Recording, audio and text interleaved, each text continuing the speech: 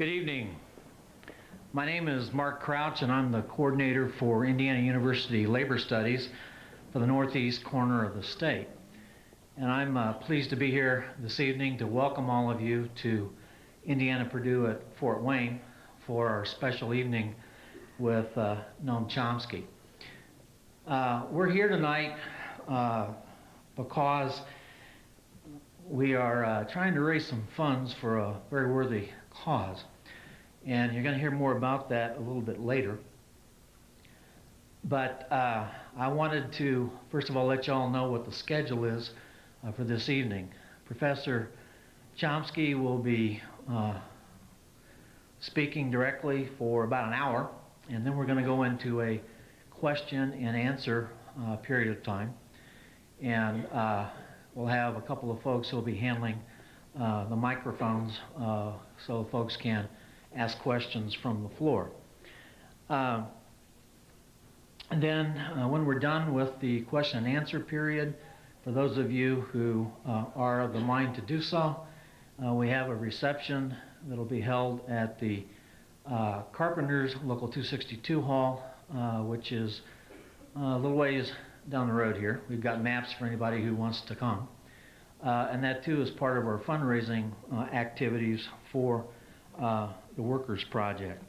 So you're all welcome to come there if you can afford the small price of a $25 ticket. We are pleased tonight, or at least I'm very pleased and proud to have the opportunity to introduce to you the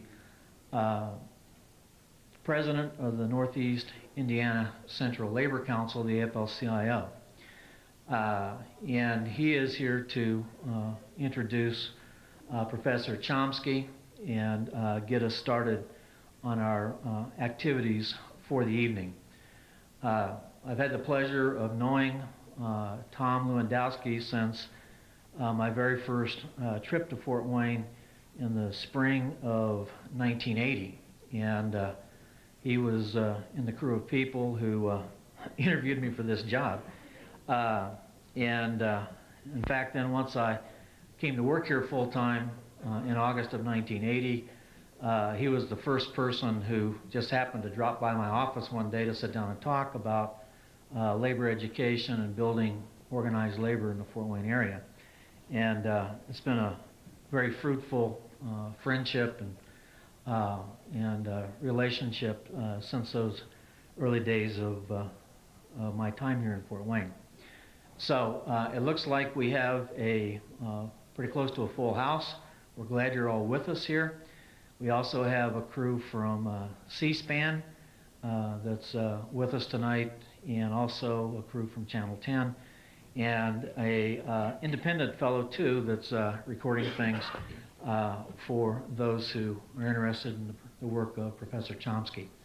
So this time I want to bring forward Tom Lewandowski of the Northeast Indiana Central Labor Council, AFL-CIO.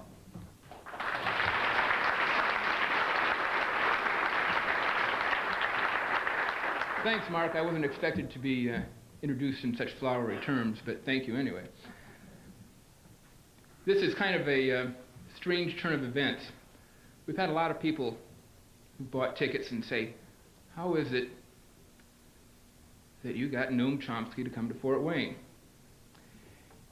And there's a little bit of a story here, and it goes back to, I think, what we're all about in this room, every one of us. Let me explain. The Central Labor Council is the AFL-CIO from Northeast Indiana. There are 91 unions who voluntarily joined the Central Labor Council. Our mission statement is to organize in the community to promote social justice for all working people. It's a broad mission, one that we consider a license to raise hell.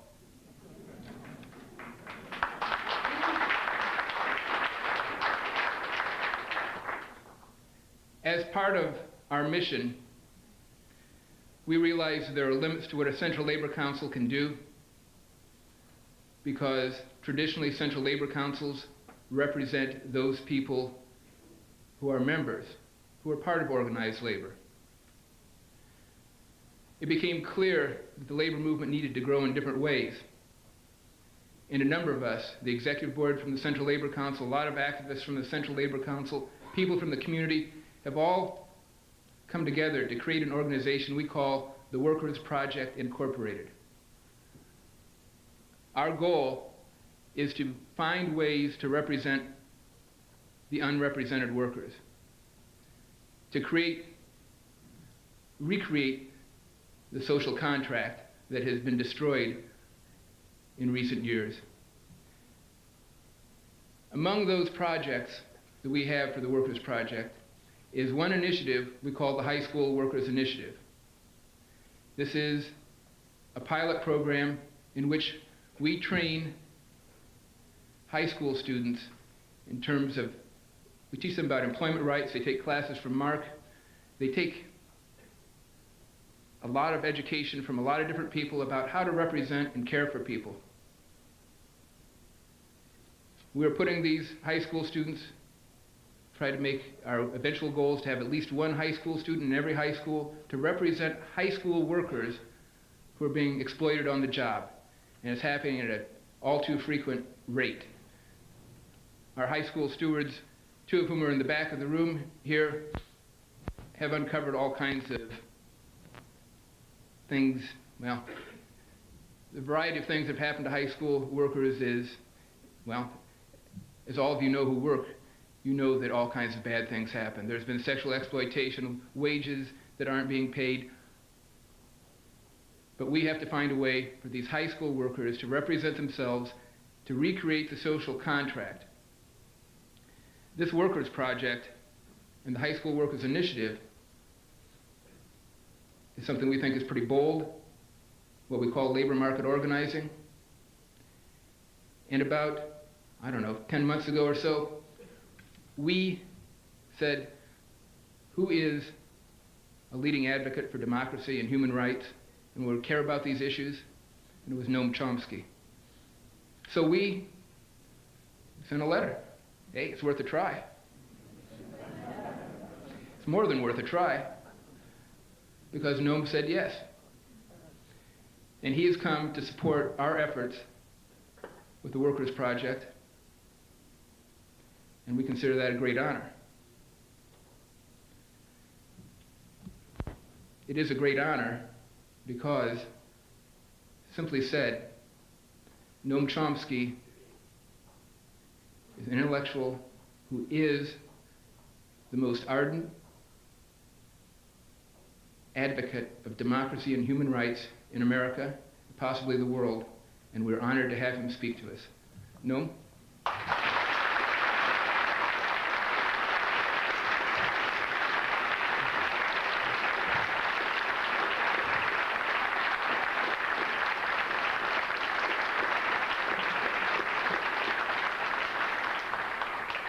Thanks. I have to say that invitation didn't take a lot of convincing. I'm really delighted to have an opportunity to have at least a brief contact with a project this important and impressive. I want to say some things about the way the world is, the way we're taught the world is, and then about the way most people experience the world here, and even more so in countries that aren't as rich and full of advantages as this one, and then talk about why, how come things turn out like this, and towards the end, what are some of the plans that are now being laid, mostly in secrecy, to enhance a process which is quite injurious to the large majority of the people of the United States, and even more so elsewhere, which is why they're kept secret. Well, how is the world presented to us? We don't have to spend much time on this because you hear it all day and every day. I'll just take one example from the New York Times newspaper of record, a lead story in the Sunday Times last week. Headline is by one of their leading correspondents. The headline reads, "America is prosperous and smug." Americans, goes on to say, Americans have boundless confidence, expectations of unlimited economic success. They're living in the happy glow of an American boom. a fairy tale U.S. expansion since 1991 under the direction of the man who the international financial press christens the saintly Alan Greenspan, with due reverence. Well, that's the way things are supposed to be. Okay, you can ask yourself whether they are. Let's have a look at the way they are, beginning with the happy glow of the American boom and the fairy tale expansion. Well, it certainly has been a fairy tale for some sectors of the population, namely the business world. In fact, the story that I just quoted actually gives one example of the fairy tale economy, namely the stock market. And it's true that asset inflation is going through the roof and concerning plenty of economists. And that's a real benefit to the 1% of the population who own, of households who own half the stock, roughly comparable figures for other assets, or even the top 10% who own about 90% of them. If you throw in pension funds, you get a little redistribution of figures among the top fifth. For the rest of the population, it's essentially irrelevant. It's also pretty much irrelevant for the economy. That's another story. But for them, it's certainly been a fairy tale, especially the top 1%. In fact, it's been a fairy tale for the business world altogether. So year after year, you have reports of what they call dazzling, stupendous profit growth, breaking all records. The problems, if you read Business Week, you find out that the problems that the business world faces are things like what to do with all that cash as surging profits are overflowing the coffers of corporate America with liquid assets of non-financial institutions, corporations reaching a staggering $2/3 of $1 trillion, which is causing vexing problems for Boeing and Intel and General Electric and other suffering corporations. Undoubtedly, it's a fairy tale. Looking at the rest of us, since 1991 is in fact the post-war period. It's even below the quite anemic of the 1980s and the 90s, and well below the historical average since the Civil War, in fact the worst one on record. That's the fairy tale growth rate. If you look at per capita economic growth and you rank the United States among the OECD countries, the 29 rich countries, it's about average, actually slightly below average in per capita economic growth in the 90s. Picked up a little the last couple of quarters, but in general, not only unusually slow growth, but unusually slow growth of productivity, which is a predictor for the future. That's the fairy tale economy. So how come it does raise a question? How could we have stupendous profit growth when the fairy tale expansion is the weakest since World War II? Well, there's actually a pretty simple answer to that. For approximately 2/3 of the population, hourly wages have either stagnated or declined in the last 20 years. Working hours are going up, wages are going down. The average wage is probably 15% lower than it was in the mid-70s. Entry-level wages, first job, they collapsed during the 1980s. They went down by about 30%. You read, and economists tell you, well, this is only unskilled workers, but then small footnote, the definition of unskilled workers is about 75% of the workforce. In the late 1980s, which was a period of weak recovery, better than this one, but still some kind of recovery, during the latter half of the 1980s, hunger in the United States went up by 50%, reached 30 million people. You go back to around 1980, the United States was more or less average like other industrial countries by measures like, say, child poverty or malnutrition, infant mortality, percentage of the population in prison. inequality, other standard quality of life measures. By the end of the 1980s, it was far in the lead, and it's going still farther in the lead by such measures, if lead is the right word. During the 1980s, industrial accidents on the job, doubled. Illegal firing of union organizers tripled in the 1980s, along with a whole host of other violations of labor laws. The Reagan administration, in effect, informed the business world that it simply wasn't going to enforce the laws. They could be on the books if you want, but they weren't going to enforce them. And advantage was taken of that. Again, you can read about it in Business Week, which described it quite accurately. That's continuing under Clinton. That's a big factor in the rising inequality, in the attack on wages, on incomes, and in fact, it's kind of recognized in the business pages of the New York Times, not the lead stories of the kind I read, where they describe what they call a treadmill economy, in which most people are going nowhere fast, with quite poor prospects because of such factors as unusually low productivity growth, low entry-level wages, and so on. Well, what about the boundless confidence of the smug, prosperous Americans? Well, you can learn about that from the New York Times, too. There's another front-page story with the title, Rehabilitation of Mourning in America. Mourning in America was the slogan that Reagan speechwriters gave him when he's riding off into the sunset and imitating John Wayne or something. So now there's a rehabilitation of mourning in America. And the story goes on to explain that things are really looking up, contrary to the doomsayers with all their boring statistics about hungry children and wage decline and all that kind of nonsense.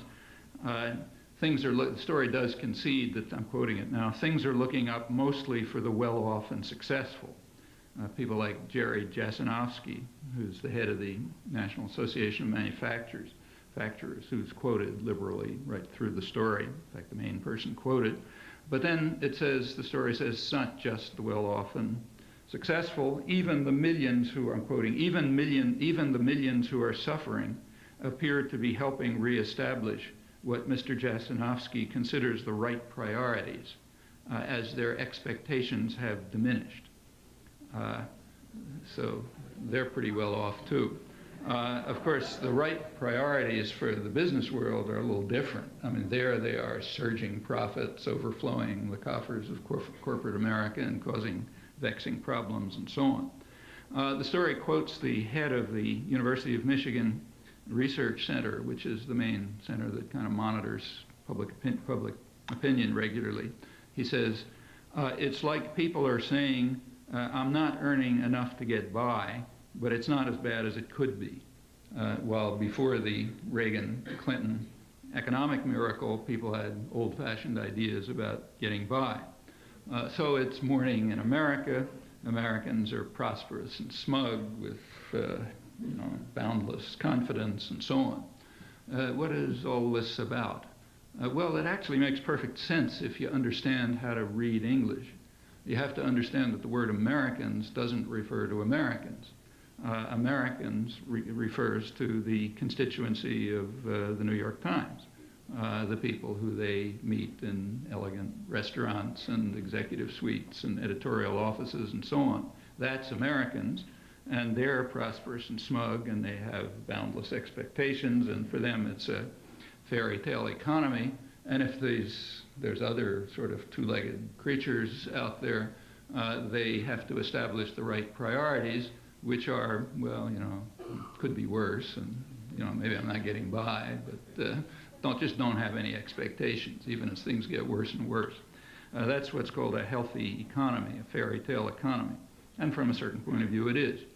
Let's take a look at the saintly Alan Greenspan, who presided over the fairy tale economy in the 1990s. He testified about it to the Senate Banking Committee about a year ago. He was very proud of his achievement, and he explained it.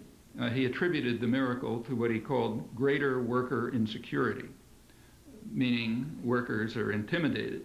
They're afraid to ask for a living wage or for benefits. And that's a good thing. That contributes to what's called the health of the economy. Health of the economy is a term kind of like Americans. It doesn't mean what the words seem to indicate. It's a technical term which refers to making sure the Americans are smug and prosperous, whatever happens to the population. Health of the economy is a term that's uncorrelated with the health of the economy, even the literal health of the population. So these are good things. That's what we should hope for. So naturally, we're proud. Workers are nice and intimidated, and so on. The economic report of the president, which comes out every year, described pretty much the same things in sort of more muted terms. They also took pride. The Clinton administration took pride in the fairy tale boom, and they attributed it to significant wage restraint, which they say results from changes in labor market institutions and practices, which are not detailed, but they include things like, for example, not enforcing the laws about illegal strike breaking, or not enforcing OSHA regulations, safety and health regulations, which accounts for the sharp rise in industrial accidents and so on. So that's change in labor market institutions and practices. There are other changes. The United States, one of the major ones is the use of what are called permanent replacement workers, which is a step worse than strike breakers. That's impermissible in any industrial country. In fact, the United States has been censured by the International Labor Organization for resorting to this practice. You should realize that the ILO very rarely criticizes its main funders. So this was quite unusual. When the US was censured, I think it was 1992, there were two industrial countries that allowed permanent replacement workers, the United States and South Africa. I think South Africa is now off the boat with the unfortunate changes that have taken place there in the last couple of years. So that means the United States is probably alone in this respect, which wouldn't be too surprising. The United States also has the worst record in Europe and the Western Hemisphere in ratifying ILO labor conventions on labor rights. If you're really a stickler, you ought to catch me on that. It actually has the third worst record. Lithuania and El Salvador are worse. But we're third last time that the ILO came out with a list of conventions. So it's not too surprising that we don't adhere to to the international conventions on strike breaking. That's another change in labor market institutions and practices. There are others. Take a look at the Caterpillar strike that just ended with a big defeat for working people. Caterpillar did resort to the permanent replacement workers option, but also to other things. Caterpillar, like other major corporations, other Americans, in the special sense of the press, Caterpillar enjoyed dazzling profits. It was part of the huge profit boom, and it used the profits not for economic growth, but for excess production, for creation of excess capacity abroad. Now, that doesn't contribute to economic health in the ordinary sense, but it does contribute to class warfare, and it makes good sense for that reason. If you have excess capacity abroad, then if working people in Illinois strike, you can fill fill the orders for your markets by using super exploited cheap labor abroad that you've got available thanks to the excess capacity that you've created a result of the dazzling profits. So that's a good way of attacking American workers. And that, again, contributes to the health of the economy and the fairy tale boom and so on. The general fact is that capital is extremely mobile now. It wasn't always. I'll come back to why it is so mobile. But labor obviously isn't. Furthermore, the links among working people are extremely weak. There have been major attacks on the unions, even within countries, but the international links are weak, and to confront coordinated, concentrated, tyrannical structures with enormous resources is very difficult, particularly when they're backed by powerful states and by huge secret bureaucracies like the IMF, which are devoted to their interests and so on. It's an unequal struggle, and unless it is equalized and changed, the future, at least for democracy and human rights, doesn't look so great. Another change in labor market institutions and practices results from the trade agreements, the mislabeled free trade agreements. So take, say, NAFTA. NAFTA is an investor rights agreement. It's not a free trade agreement. It has some wording about labor rights and environmental rights, but they're basically toothless. They were put in to get people to shut up. But they're not completely vacuous.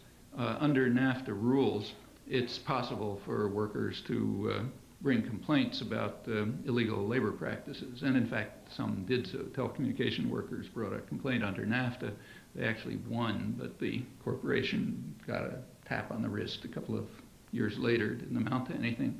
But one side effect of it was that there was a study done under NAFTA rules about the role of NAFTA in strike breaking in the United States. It was done by a labor historian at Cornell University, Kate Bronfenbrenner, published under NAFTA, suppressed by the Clinton administration, but released by Canada and Mexico.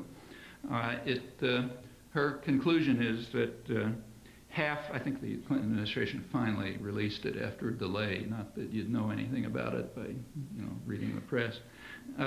According to her study, about half of organizing efforts since NAFTA have been disrupted by threats to transfer. That means things like putting up putting a trailer outside a plant where people are trying to organize with a sign that says, Mexican transfer job or something like that. And these threats are not idle.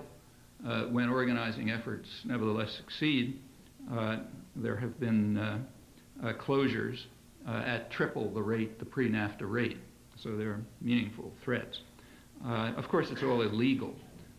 All such efforts at strike breaking are illegal, but remember that's a technicality since the Reagan administration and now the Clinton administration have essentially informed the business world that you don't have to worry about laws because we're not going to enforce them. Crime pays, in other words, with state protection. Well, that's a sample of some of the benign changes in labor market institutions and practices that leads to significant wage restraint and gives us a fairy tale economy for Americans who are smug and prosperous. All you have to do is translate the words a little and you go from propaganda to reality quite easily. The saintly Allen also gives public talks. He gave one recently to the newspaper editors meeting in the United States. Interesting talk, worth reading. It's full of passionate rhetoric about the miracles of the market, the wonders that are brought about by consumer choice and all these magnificent things. And he even gave examples, which is nice. His examples are the internet, computers, information processing, satellites, and transistors, a couple of others. Now, those are kind of interesting examples of the miracles of the market and consumer choice, because as even the most ignorant economist knows, those are textbook examples of creativity and production in the state sector, in the public sector, picked up later by the business world, given to them as gifts after the work's been done. So take, say, the internet, which, the stellar example. That was developed for 30 years within the Pentagon, and then the National Science Foundation. And just a year or two ago was handed over to private corporations. So now, Bill Gates is real interested in the internet. For the 30 years that it was being developed, private business had no interest. Gates wouldn't even go to a conference on the internet 2 or 3 years ago. I have to say, he is honest about it. He has attributed his success to his ability to, I'm quoting him, to embrace and expand the ideas of others, most of which come from your pocketbook, incidentally. The internet is almost a classic example. Take computers, kind of the core of a modern industrial society. Same story. In the 1950s, they were unmarketable, So the public paid for the research and development under the cover of an air defense system and other such things. When they advanced to the point where you could sell them, they were handed over to private corporations, some of them spin-offs from the military project. That's why IBM isn't making typewriters anymore, and so on for a whole bunch of others. But the public contribution remained, and in the 1980s particularly, it went up with new developments in advanced computer technology and so on. That's computers. It's the same story with information processing, satellites, too obvious to comment. The one example that he mentioned that where you could claim that there's a private sector contribution in the crucial research and development stage is transistors. So that one's worth looking at. The others aren't even a joke. This one is at least a joke, which is what it is. Transistors were, in fact, invented in a private laboratory, Bell Labs, in 1947. But what was the role of the market and consumer choice in that? Well, the answer is zero, because Bell Labs was the laboratory of AT&T, which was a government-supported monopoly. So there's no consumer choice and no market. Since it was a monopoly, it was able to charge monopoly prices, which is in effect a tax on the public. And taxing the public, through taxing the public, it was able to establish a very good laboratory. Bell Labs was a fine lab where they invented transistors and solar cells and information theory and radio astronomy, all kinds of work. It was a great lab. I used to go there in the 50s. As soon as the monopoly was broken, Bell Labs went down the tube because the public wasn't paying for it anymore. So no more Bell Labs. But it's true that in 1947, a government-supported monopoly was able to use indirect taxation to develop transistors. However, that's not the end of the story. The development of transistors was based on wartime technology developed during the war, again, at public expense. Furthermore, when transistors were developed, there was nothing much to do with them. So the government stepped in, meaning you stepped in, or your parents, or whatever, and paid for transistor research and development. The government procurement was the total use of transistors in the early crucial years when the research and designs and production techniques and so on were developed.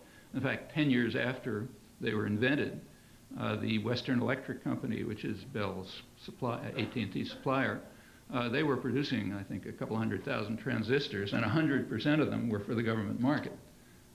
So that's the one example which maybe rises to the level of a joke of the miracles of the market and consumer choice. These are the Saintly Allen's examples. I didn't pick them. But in fact, again, as even the most ignorant economist must know, certainly the business world knows, just about every dynamic sector of the U.S. economy works that way, whether it's electronics or pharmaceuticals or biotechnology or whatever. There's an enormous public component for the research and development stage and for absorption of risk. The story is that the way the miracles of the market are supposed to work, the cost and risk are socialized. They're the public's responsibility. There is a private component, namely profit and power are privatized. That's really existing markets. And it's not just the United States, it's every industrial society, and it's not new. It goes back to the origins of the Industrial Revolution. It's what you might call really existing market theory. And these examples are good ones. Well, of course, the business world thinks this is a terrific arrangement. Why shouldn't they? When you look at particular cases, you get a clearer sense of the way it works. So take, say, the leaders of the conservative revolution in Congress. The leader in the House is Newt Gingrich, who's full of eloquent rhetoric about the work ethic and making sure people get off the cycle of dependency and 7-year-old children have to know that nobody's going to give you a gift and that kind of business. He also, year after year, keeps the record for bringing federal subsidies to his rich constituents in Cobb County, Georgia, suburb of Atlanta. It happens to be a region where the state role in the economy, government role, meaning public role, is unusually extensive, but he's champion. Again, to be precise, he's third. Arlington, Virginia, which is part of Washington, gets more federal subsidies. That's where the Pentagon is and places like that. And Brevard County, Florida, which is the home of the Kennedy Space Center, that gets more public subsidies. But apart from them, Gingrich, year after year, is the record for suburban districts. The main employer in his district is that noted exponent of free markets, Lockheed Martin, a publicly subsidized corporation. In fact, every American household, the average household pays now about a $200 a year Lockheed Martin tax to make sure that the rich folk down there don't break the cycle of dependency. Even with the public support, Lockheed practically went broke in the early 70s. So it was rescued by a $250 million bailout by the Nixon administration. It was that action that led Senator Proxmire to coin the phrase corporate welfare. Well, okay, that's the leader of the conservative revolution in the House. How about the leader in the Senate, Trent Lott, Senate Republican leader? I'll just quote the staid and quite proper Financial Times, the leading financial journal in the world from London, had a headline reading, "Most Successful Pork Producer of 1997. Then goes on with a story about Trent Lott. It continues like this. If you take, say, the CEO of Citicorp, Walter Wriston, the man who more or less invented huge loans to the third world, which led to the third world debt crisis and so on.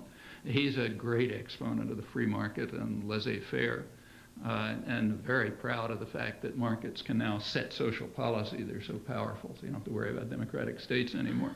On the other hand, when the whole thing went bust in 1982, he was quite happy to be bailed out by the public when the third world debts were socialized and the commercial banks were essentially paid off in various indirect ways by taxpayers, and of course by the victims who paid for it.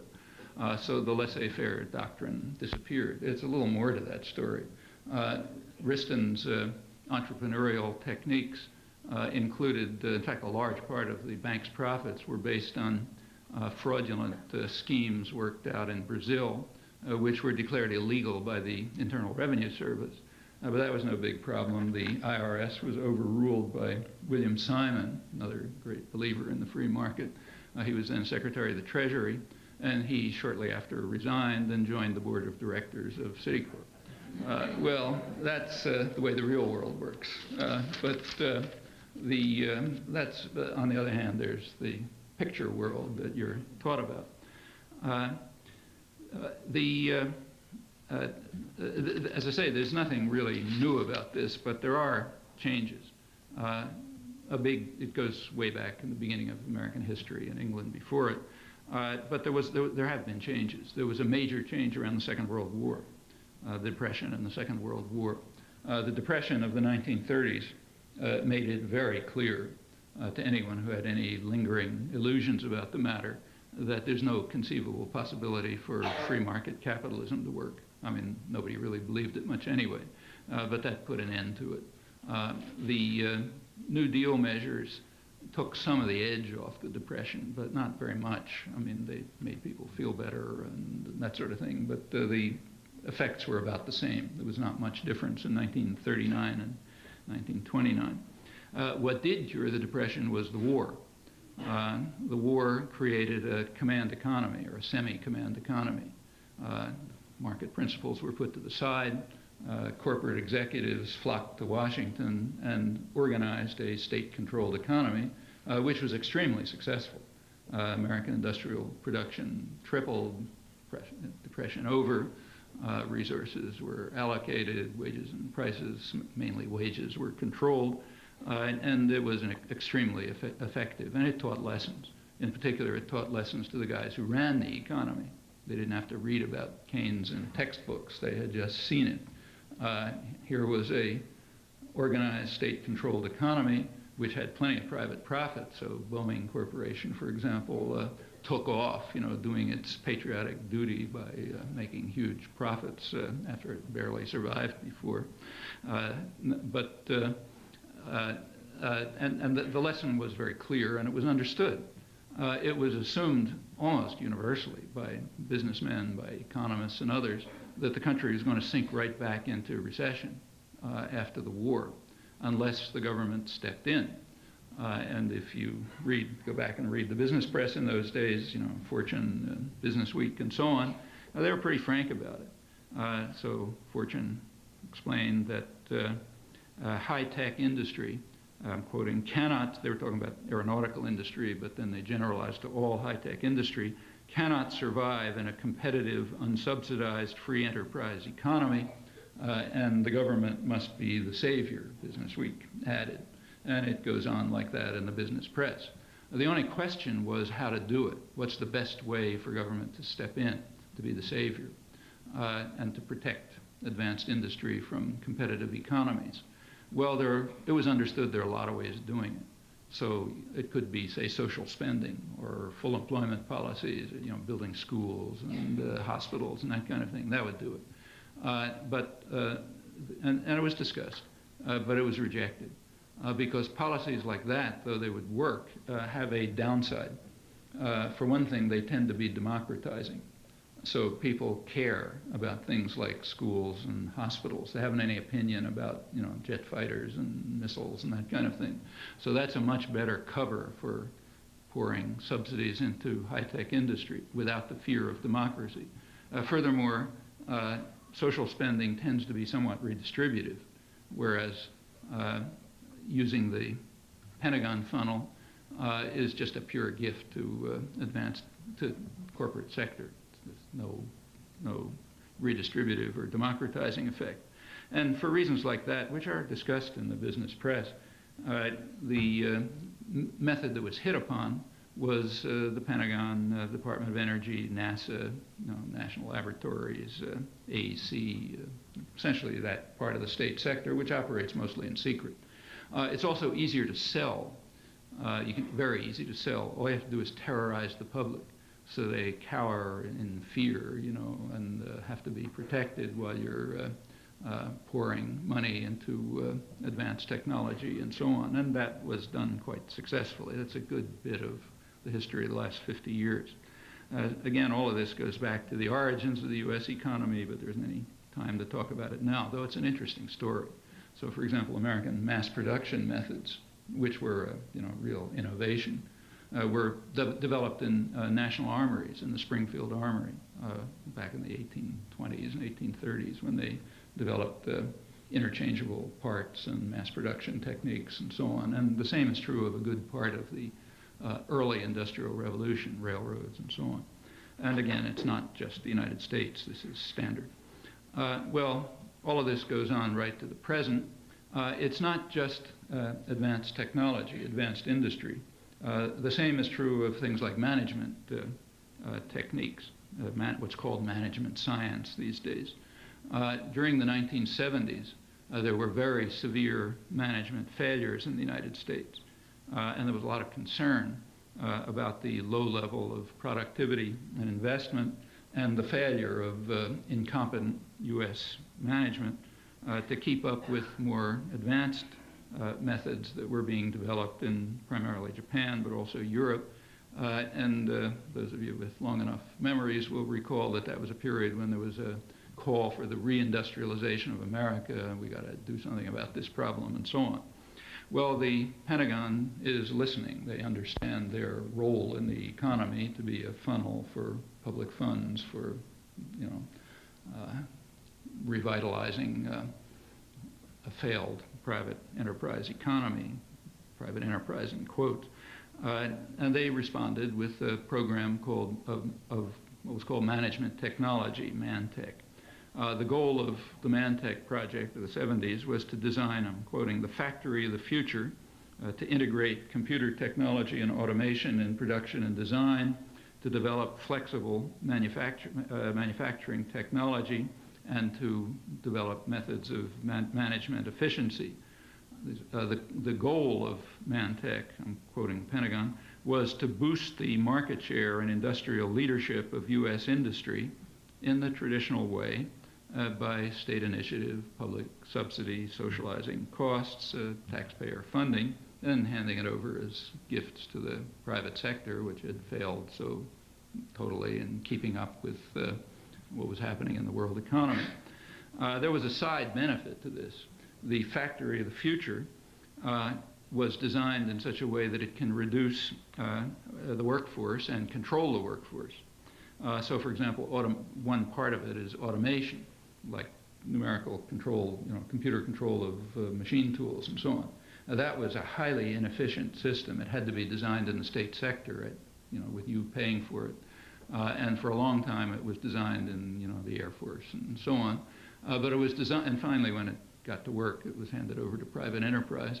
But it was designed in a very special way. When systems are designed within the state sector, which is essentially the corporate sector, the power that protects the corporate sector and is largely governed by it, then it's designed in a special way. So there's nothing inherent in automation that says it ought to de-skill workers. So the computer-controlled machine tools could have been developed. This is studied very well by David Noble in particular. Could have been developed in such a way as to empower machinists and to get rid of useless levels of management. But in fact, it was designed the opposite way, to increase management control and to de-skill workers. That's not for economic efficiency. That's for class war again. And that's what happens when things are designed in secret, undercover by your funds, but through the state corporate alliance. And the factory of the future is similar. Well, this was the 70s. During the Reagan administration in the 80s, the Mantec program rapidly expanded.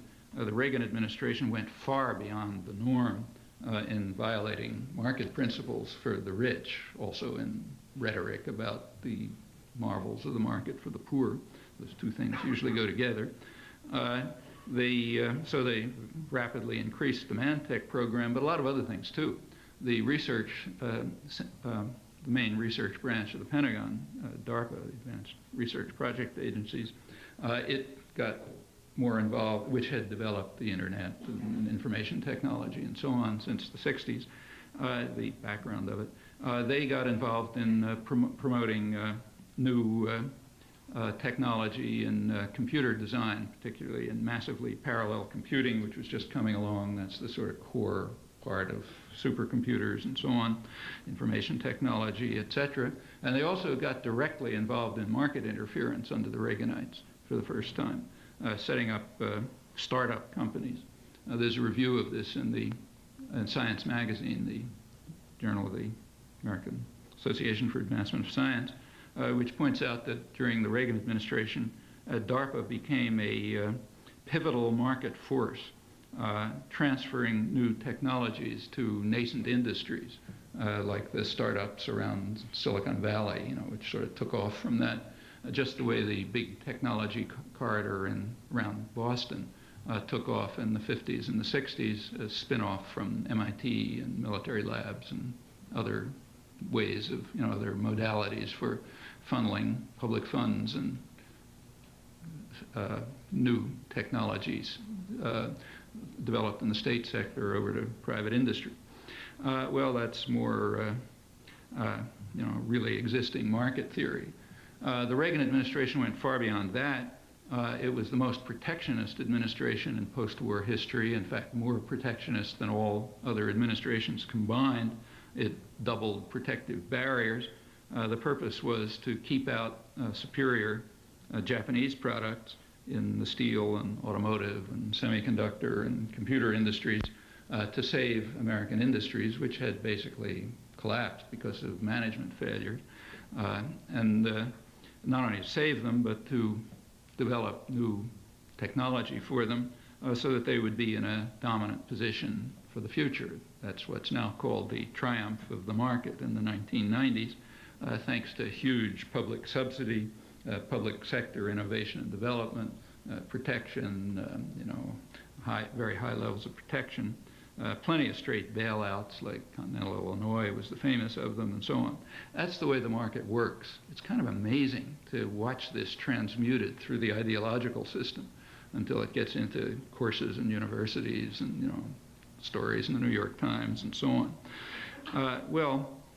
It's natural enough when you think about it that the rich should demand protection from market discipline. That's for poor people, not for rich people. And that's understandable. And it's even more understandable that rich and powerful sectors should fear democracy. After all, democracy is what could undermine their power. And that's a long story as well, always taking new forms. Just keeping to this century, the history is interesting too, but no time. In this century, in the 1920s, it looked as if the beast had really been tamed. The labor movement was crushed, mostly by violence. We have an extremely violent labor history in the United States, quite unlike other industrial countries. But the labor movement was indeed crushed in the 1920s. In the period of mass industrialization, there was virtually no labor role, something which amazed foreigners who visited here, even right-wing ones. There's a book, the leading academic labor historian in the United States, David Montgomery at Yale, has a book called The Fall of the House of Labor. And the fall that he's talking about is the 1920s, when it looked like it was dead. It was kind of end of history, utopia of the masters and all that sort of thing. Montgomery points out in the book that modern America was created over its workers' protests. Working people had to make their peace with a most undemocratic America with no voice at all to speak of in the period of mass industrialization, mass production. Well, that was the 1920s. Looked like the game is over. A couple of years later, the place was pre-revolutionary. Workers were on the verge of taking over factories. That's what sit-down strikes are. And in general, the beast escaped the cage. Forced the United States into something like the mainstream of the conservative industrial world with protections, some conventional protections that it didn't have before for rights of labor and human rights generally, and the germs of what we call the welfare state. Well, a good part of the business world was appalled by all of this. The National Association of Manufacturers, in its internal literature, warned of, quoting, the hazards facing industrialists and the rising political power of the masses. Incidentally, when you read the business press, it typically reads like Maoist pamphlets. They're really the only real Marxists. They just have it all turned around. So phrases like the rising political power of the masses are not unusual in the business press. And they are hazards facing industrialists. And they took pretty strong action to try to counter this threat of democracy. It was put on hold during the war, but taken up with a tremendous vigor and intensity right after the war.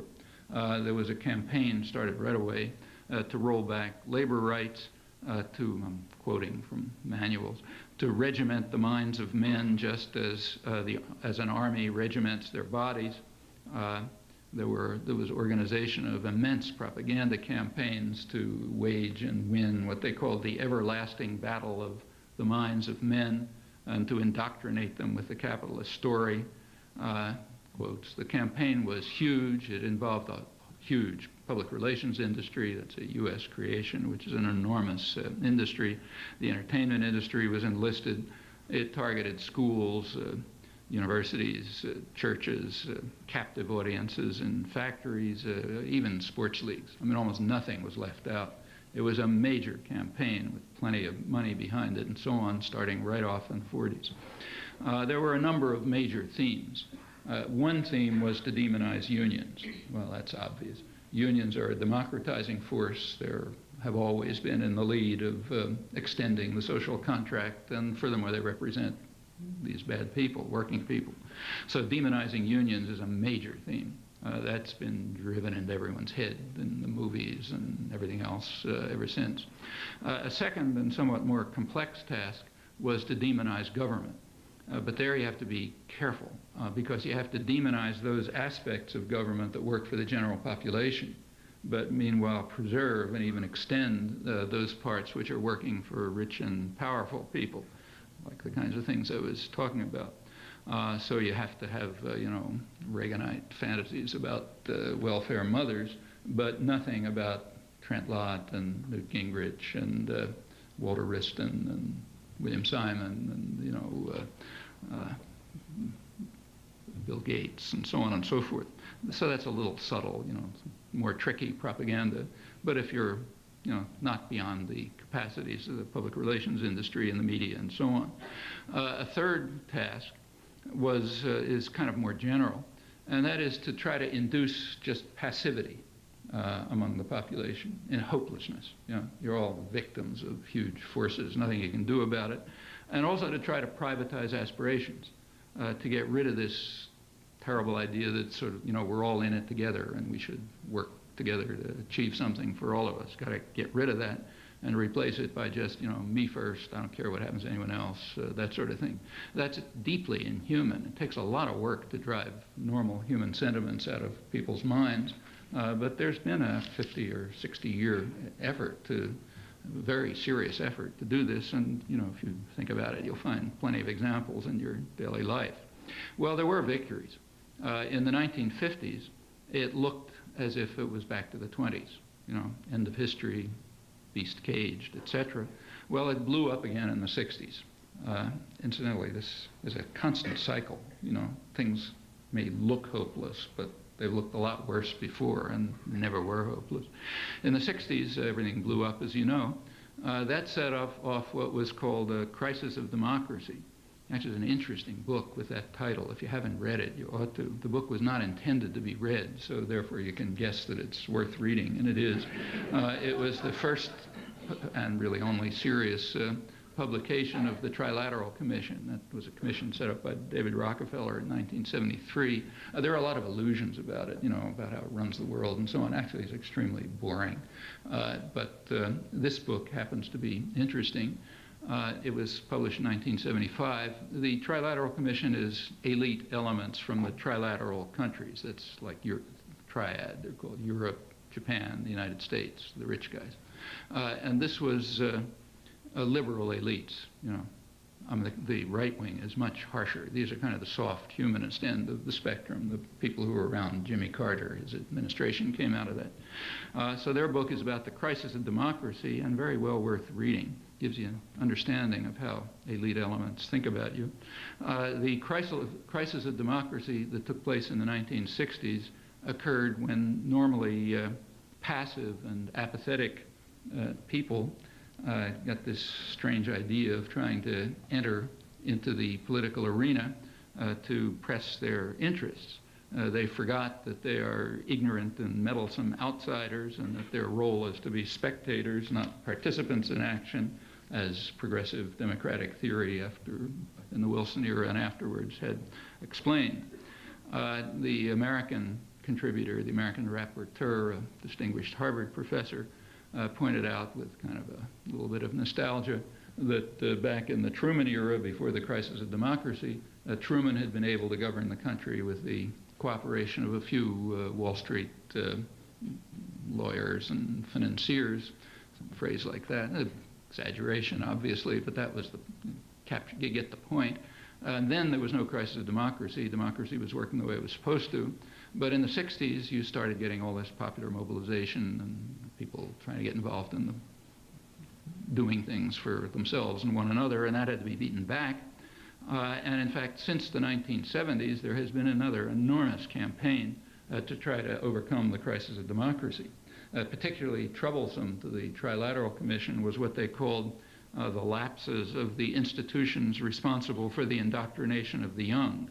It's their phrase, meaning the schools, the universities, the churches. They were really kind of failing their task. And one part of the post-crisis campaign since the 70s, huge funding and propaganda and so on, is to try to overcome the failures of indoctrination and the crisis of democracy and the hazards facing private power from the rising political power of the masses and in general when people forget their proper role. This attack on democracy has been greatly facilitated by quite important changes in the international economic order that have taken place, in fact, right around that time. After World War II, an international economic order was established.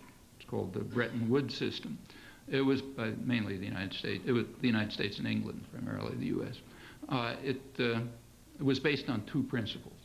One principle was to try to free trade, to liberalize trade. The other principle was to regulate capital, to regulate finance.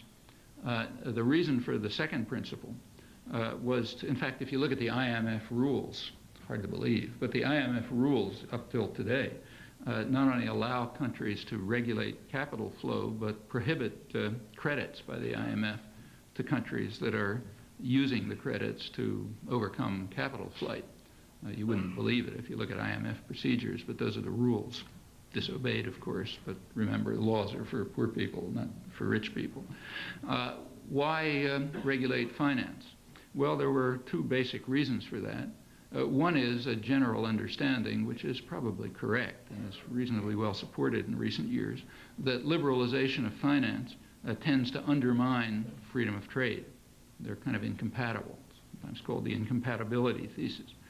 A second, and this is not really questionable, is that it was understood that liberalization of finance provides a very powerful weapon against democracy and against social programs, the welfare state, for very simple reasons. I mean, if a country tries to introduce, say, full employment programs or social spending or stimulate its economies or whatever, if it cannot control capital flows, capital is going to flow out of it, to places that are not carrying out these heresies. Interest rates will have to go up and the whole thing will collapse. In fact, what liberalization of finance does is create what some international economists have called a virtual Senate, a Senate of powerful financial sectors that can essentially set policies for governments and punish those who deviate. The Bretton Woods system, based on these principles, was in fact in force through what's called the golden age of the high growth, up till around 1970, golden age of modern state capitalism, high growth of the economy, of productivity, extensions of the social contract, and so on, all within this system. Well, that was dismantled by Richard Nixon in the early 70s with the support of Britain, later other major powers. Finance was liberalized, and it had pretty much the expected effects. This, as was predicted at once, this was a period of, led to a period of low growth, low productivity, low wages, huge profits, in fact, the current period. There was also a huge increase in capital exchanges and foreign exchange transactions, capital flow across countries. It went from about $18 billion a day in 1977 to over 1.3 trillion by the mid-90s. I mean, these numbers are all approximate, but nobody really knows, but roughly of that order, so like factor of 100. Furthermore, the composition changed radically. You go back to 1970, about 90% of international capital exchanges were related to the real economy. They were for investment or trade or something like that, 10% speculation. Now it's maybe 5% related to the real economy. The rest is speculation and concerning interest rate differences and exchange rate differences and so on. Most of it is extremely short term. The Bank for International Settlements, the main monitor of international banking in Switzerland, estimates that about 80% of it has a turnaround time of a week, meaning investment and most of that's within a day or even hours. Well, all of that is an attack on the real economy, but it does create very high profits for the financial sectors, which are growing enormously. It has also increased very sharply the volatility of markets. There's wild fluctuations, financial crises, quite unpredictable. They've been increasing very fast. The bailouts get bigger and bigger all the time, and so on, to the point where even very conservative sectors are calling for regulation. So the Bank for International Settlements and the chief economist of the World Bank, Joseph Stiglitz, and others of that type are saying, look, even Greenspan recognizes, look, we got to do something about this. It's probably getting out of hand. It's also brought about, as predicted by at the Bretton Woods period, it's brought about constraints on trade. This has not been a period of growth of trade. On the contrary, it's been a period of sustained assault on free trade. It's quoting from the head of the economic research at the World Trade Organization in a sort of technical study of this period. He incidentally estimates the effect of Reaganite barriers to trade as about 3 times the level of other industrial countries, which were also quite serious. Furthermore, what is called trade is very heavily managed. So for the United States, rough estimates are that about 40% of what's called trade is actually internal to a corporation.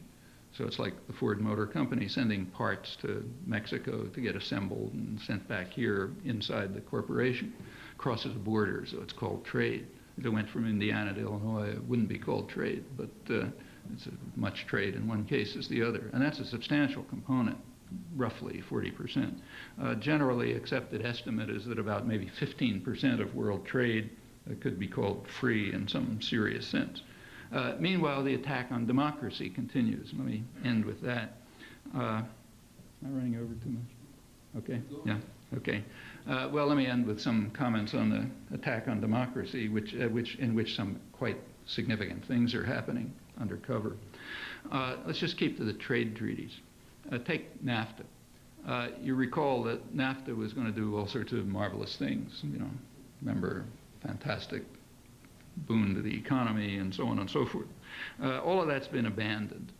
There is now what's called an expert view, the view of the Clinton administration. The expert view now is that NAFTA had no significant effect at all. You know?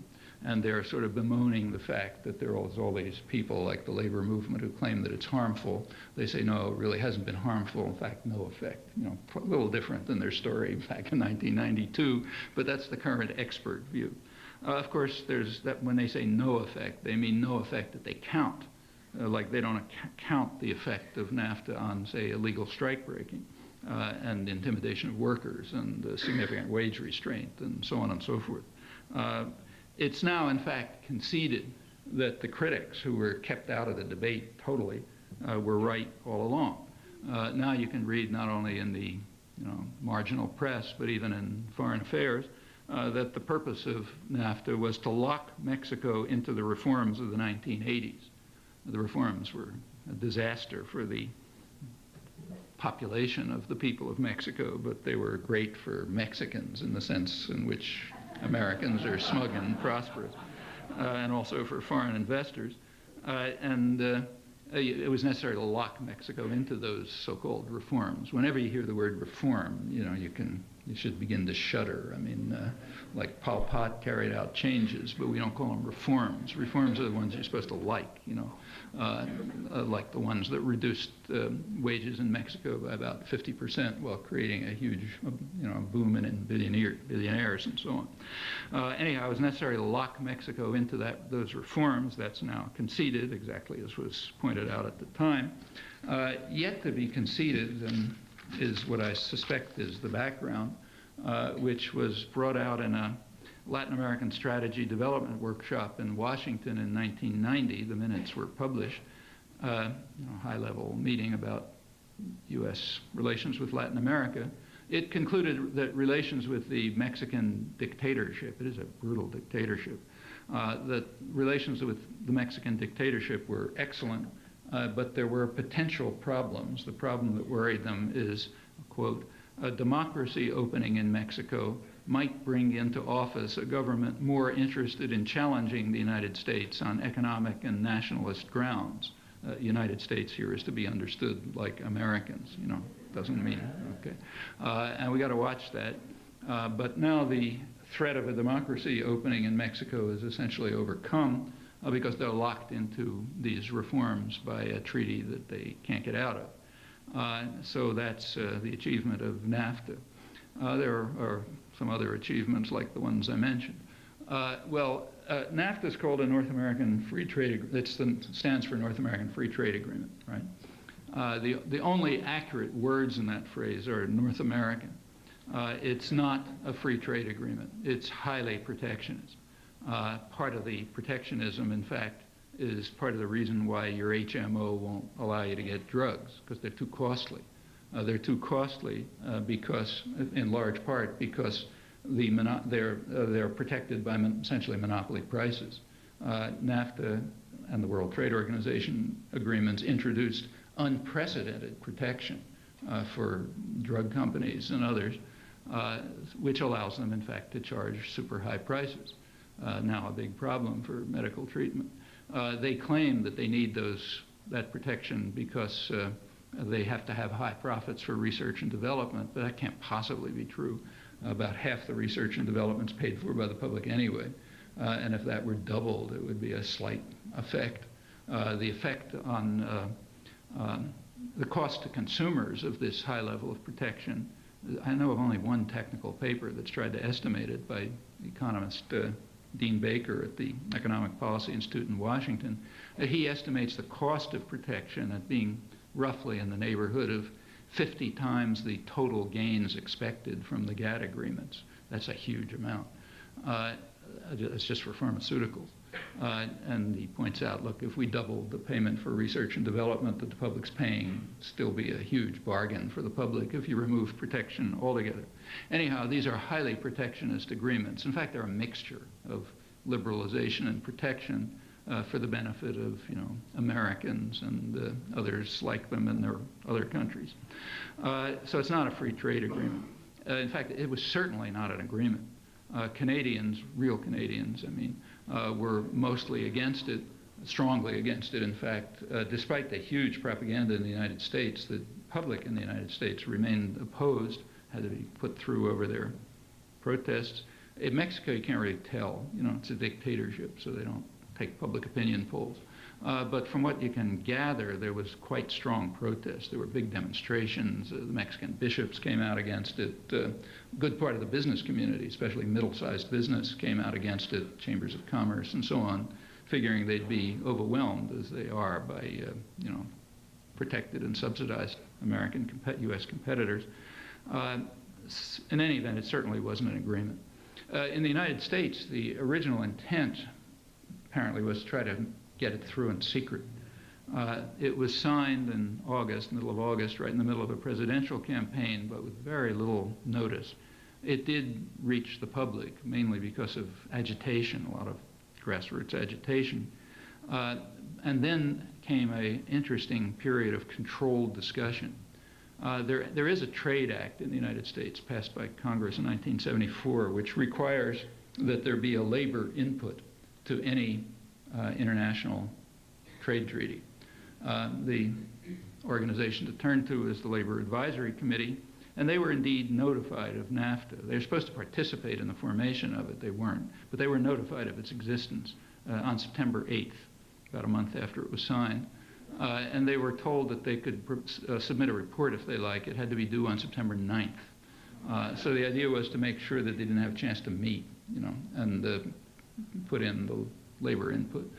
Surprisingly, they got together and met and put out a long and interesting and very constructive report. It's really worth reading.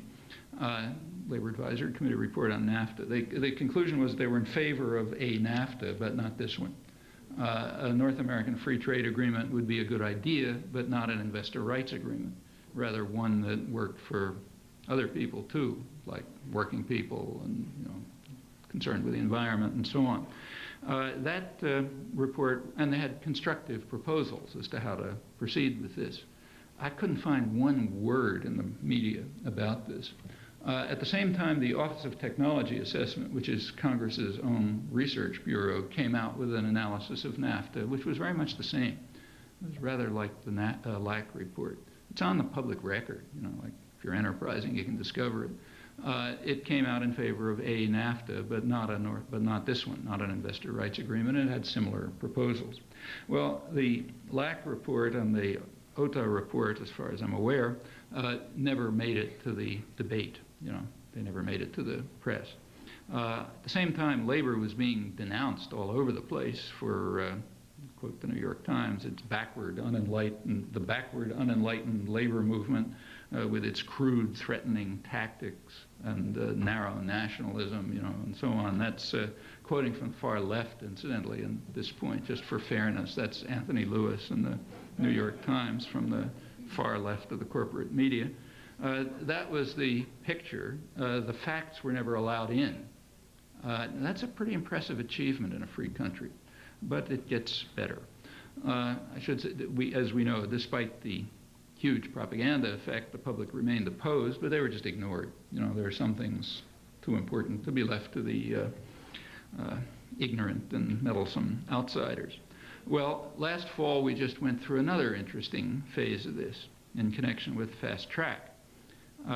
The fast track was supposed to be about free trade, remember? Well, it certainly couldn't have been that. For one thing, the trade agreements they had in mind are not free trade agreements. Again, they have lots of protectionist elements. Furthermore, that wasn't even the issue. Fast track has to do with democracy, not trade. The question about fast track is, are decisions going to be rammed through without anybody knowing about it, or is there going to be public discussion and debate? Okay, in other words, is the public going to be allowed to know what the state corporate alliance is planning for it? That's what fast track is about. And the most enthusiastic advocate of free trade would also be opposed to fast track if they happen to believe in democracy.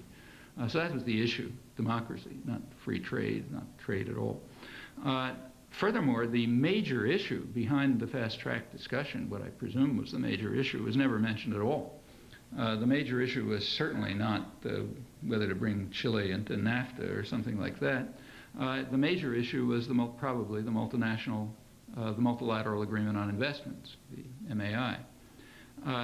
That was described recently in Business Week in a story which was headlined, "The Explosive Trade Deal You've Never Heard of." And they're right, it's an explosive trade deal, and for most people other than Americans in the technical sense, you've never heard of it. And that's an interesting fact. We can be quite certain that that was what was behind the fast track. You have to guess because it's kept secret, but it looks as if that was what was behind the fast track issue. In fact, the U.S. Council for International Business, in its own words, it's the organization that advances the interests of American business at home and abroad. The council had called upon the Clinton administration to include the MAI within fast track, even before the fast track legislation was introduced. And so the media knew all about this. This was actually published in the one story that appeared about it in the Miami Herald in summer 1997, but it was suppressed in the national press. And I couldn't find any mention of this or of the MAI altogether in the fast track debate. I have an article that's coming out soon that reviews a lot of the media coverage on this. I'll just sample it. Well, the MAI has been under intense negotiation since May 1995. It's about 3 years. It's at the OECD, the rich countries, hence in secret. It's been kept under a veil of secrecy, and borrow the phrase from the Sir Anthony Mason, the former Chief Justice of the Australian Supreme Court, who was condemning his government's refusal to permit a parliamentary scrutiny of this when the issue finally broke through in Australia, as it did in January this year. In Australia, it broke through. In Canada, the veil, and there's a big controversy since. In Canada, the veil was pierced earlier in mid-1997, by activists and the labor movement in particular, which had been trying to agitate about this, and they broke through. For about a year, it's been on national television and national press and journals and so on, north of the border. In Europe, it pretty much broke through this year, last couple of months, so now it's a big issue in Europe. The United States is unique. It's kind of interesting. The United States has been essentially nothing. There was the story I mentioned in the Miami Herald. Of course, there's stuff in the trade press.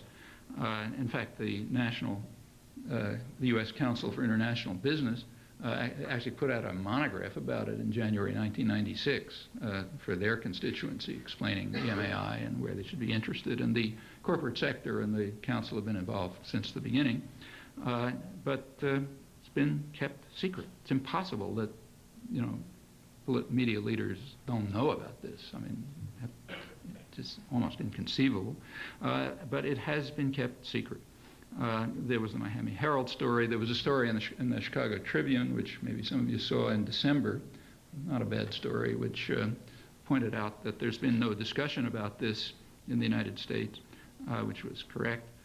Last November, 25 members of Congress sent a letter to the White House saying it has come to our attention, presumably through the efforts of activists and public interest groups and so on, it has come to our attention that for almost 3 years, the White House has been carrying out intensive negotiations on the multilateral agreement on investment without informing Congress. And the representative asked how that could be true for several reasons. One, during this period, right as in the middle of the fast track debate, the Clinton administration was wailing about the fact that they can't carry out complicated trade negotiations without fast track. But this was an extremely complex negotiation. And the draft treaty, which has been leaked, is about 150 pages long. You know, it's been going on for 3 years, and somehow they were able to do it without fast track. Second point that the congressman raised is that Congress has exclusive authority to regulate international commerce under the Constitution, but they've never been informed. So how come? The third point they raised is sort of a technical one, is that the language of the MAI has takings terms. Takings means, you know, rights of corporations. It has takings legislation which go way beyond U.S. law. That means it submits the United States to laws empowering corporations to, as it's called, enjoy their investments, you know, do whatever they want with their investments, that go way beyond what's permitted in U.S. law. And how come this is going on in secret? What they may have had in mind, and probably did, is some of the exploratory efforts that are now underway under NAFTA rules by corporations to see, just has similar taking terms, to see how far this can be pressed. So the Ethel Corporation is famous for having poisoned people with lead for 50 years, knowing that it was poisonous. The Ethel Corporation is now suing Canada, $250 million suit against Canada, because the Canadian government is considering legislation to ban some ethyl additive that it's regarded as carcinogenic. It's already banned in many countries. It's banned outright in California. It's under heavy EPA restrictions. But Canada is considering banning it, and actually it's a little more complicated, effectively banning it. If you look at the details, a little different. And Ethel is suing them for expropriation by planning to ban this harmful additive, and also for defaming the Ethel Corporation, and also for interfering with their business, because Canada's efforts to ban it have spread to other countries like New Zealand and so on. So it's kind of interfering with ethyl investment. Well, that's under NAFTA rules, and they're kind of seeing how far they can push it. The MAI would carry it much further. There's another case underway right now. A U.S. hazardous waste disposal corporation, Metalclad, is suing Mexico for $90 million because the governor of the province of Mexico declared a certain area to be an ecological park, and Metalclad had been planning to use it for hazardous waste disposal. So they're suing Canada. That's another case that's now going through. These cases, incidentally, don't get dealt with in courts. They get dealt with in secret panels made up of what are called trade experts. You can imagine who they are. And their judgments are not appealable. There's no rules of evidence, you know, none of that kind of stuff. And all of that is in the MAI, but generalized. That's one of its many features. Well, that's the third issue raised, the takings issue. They got a couple of months later, they got a sort of vacuous response from the White House of the kind that you will get if you write a letter asking about it. sort of meaningless response. There wasn't a word about this in the free press as far as I could see. But there is agitation going on. And it was enough so that in February 17th, this February, the White House did come out with an official statement, which received no notice in the press that I could find. The statement is interesting, and you should pay attention to it. It tells you something, again, about the way you're looked at. The statement says that, doesn't say anything about the MAI, but it emphasizes the importance of working closely with domestic constituencies to build a consensus on the MAI, and it stresses that the Clinton administration has been living up to the responsibility to ensure active participation of domestic constituencies that have a vital stake in this process. Okay, that's the crucial part of the statement. Well, let's have a look. Who are the domestic constituencies? Well, plainly not Congress. They haven't been informed. Plainly not the public. That's under a veil of secrecy. They don't know anything about it. But yes, the U.S. Council for International Business, they've been informed, in fact, very much involved, as has the corporate sector in general. So with a little exercise in logic, you can figure out who the domestic constituencies are. They turn out to be the same as the Americans, you know, the ones who are smug and prosperous. They're the ones who cast over society the shadow called politics, and John Dewey's nice phrase. That's the domestic constituencies. Well, you know, I could go on, but there isn't much time. Why has there been such secrecy? It has been remarkable. Incidentally, this treaty is due to be signed next week. April 27th is the due date. They're not going to make it because there's been too much public agitation, and they probably will not be able to get it through, in which case what you can expect is that they'll put it in a still more secret forum, namely the IMF, which is completely secret. And you can sort of work it into IMF rules somehow. So probably that's the next stage. You know, to keep an explosive treaty, what Business Week rightly calls an explosive treaty, secret for 3 years, despite the fact that it's going to have enormous effects, or maybe because it's going to have enormous effects, that's a pretty impressive achievement in a free country.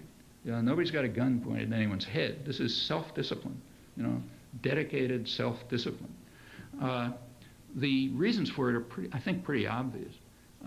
The corporate world is overwhelmingly in favor of it. I mean, it frees up rights of investors beyond anything you can imagine, and eliminates that, you know, most, you know, the kinds of democratic decisions that some community, local, national, whatever, might impose on movement of capital or investment or living wages or anything you can think of. Those are all eliminated as violations of the treaty. The corporate world is strongly in favor of it. It's fair to guess that the sector of the corporate world called the media is also strongly in favor of it. You can't prove it because they don't say anything, but chances are they're in favor of it. And they know perfectly well that the public is going to be opposed. The reasons came out during the fast track debate. The Wall Street Journal had an interesting article where they were, you know, bemoaning the fact that fast track probably wasn't going to get through. And they said the problem is that the opponents of fast track, although they're totally crazy, you know, kind of flat earthers and so on, but they have what the journal called an ultimate weapon. The ultimate weapon is that the population is against it and can't be shut up somehow, you know, despite all efforts. And the ultimate weapon would come into operation again if this were made public, so that's secret. The corporations had already been granted the rights of persons early in this century by radical judicial activism, radical violation of natural rights, classical liberal doctrines, and so on. The new treaty, the MAI, is going to grant them the rights of states. They have the right to sue states, governments, that is, national governments, local governments, and so on. There's no reciprocity, like nobody can sue them. In fact, all obligations in the treaty fall upon people and their governments. No obligations fall upon corporations. The treaty has what they call a ratchet effect, which results from two things, standstill and rollback. A standstill means once you sign it, you're not allowed to introduce any legislation that might conflict with rights of investors. Rollback means you have to get rid of the legislation you already have that conflicts with them. There's a 20-year lock for signers during which the ratchet effect takes place. It essentially frees investors from minimal obligations that might be imposed by democratic communities. I don't have time to talk about it, but it's worth informing yourselves about. Remember, this is due to be signed a week from now, though it probably won't be, after 3 years of negotiation under a virtual veil of secrecy. In the other industrial countries, it has become a public issue. In the United States, it's still been kept very quiet. It is indeed the explosive treaty that you've never heard about for almost anyone, except public interest groups, which have been working very hard on it and have put a leaked draft treaty on the internet and so on. There's a few breaks which I could mention, but there's no time. Well, where's all this going? It's pretty clear where it's aiming. The goal is to have an international political economy which is organized by powerful states and secret bureaucracies like the IMF. Their primary function is going to be to serve the interests of concentrations of private power, basically tyrannies, removed from public scrutiny, unaccountable to the public. You can't find out what they're up to, even by law. They administer markets through their internal operations, through complicated networks of corporate alliances, intra-firm transactions that are mislabeled trade and so on. They're going to rely on the public, as always, for subsidy, for research and development, innovation, bailouts, defense against ominous democracy openings, and that sort of thing. The scale of all of this is by no means as great as is claimed. The claim that this is something radically new is part of the effort to induce hopelessness. It's not all that new. And there isn't any reason at all to doubt that it's controllable. In fact, controllable within existing parliamentary mechanisms in the rich countries. There's no mysterious economic laws that are operating. There are just very specific human decisions. They're made in human institutions. They're kept secret out of threat of the ultimate weapon, which can act if it so chooses. The decisions can be modified, they can be challenged, they can be reversed. The institutions themselves, like any institutions, have to face the test of legitimacy. If they do not meet that test, and that's for the public to decide, then they can be replaced by others that are more free and more just. That's been happening throughout history, and there's no reason to think that it should stop now. So with that, we'll go to the question and answer phase. And who wants to jump into the barrel first?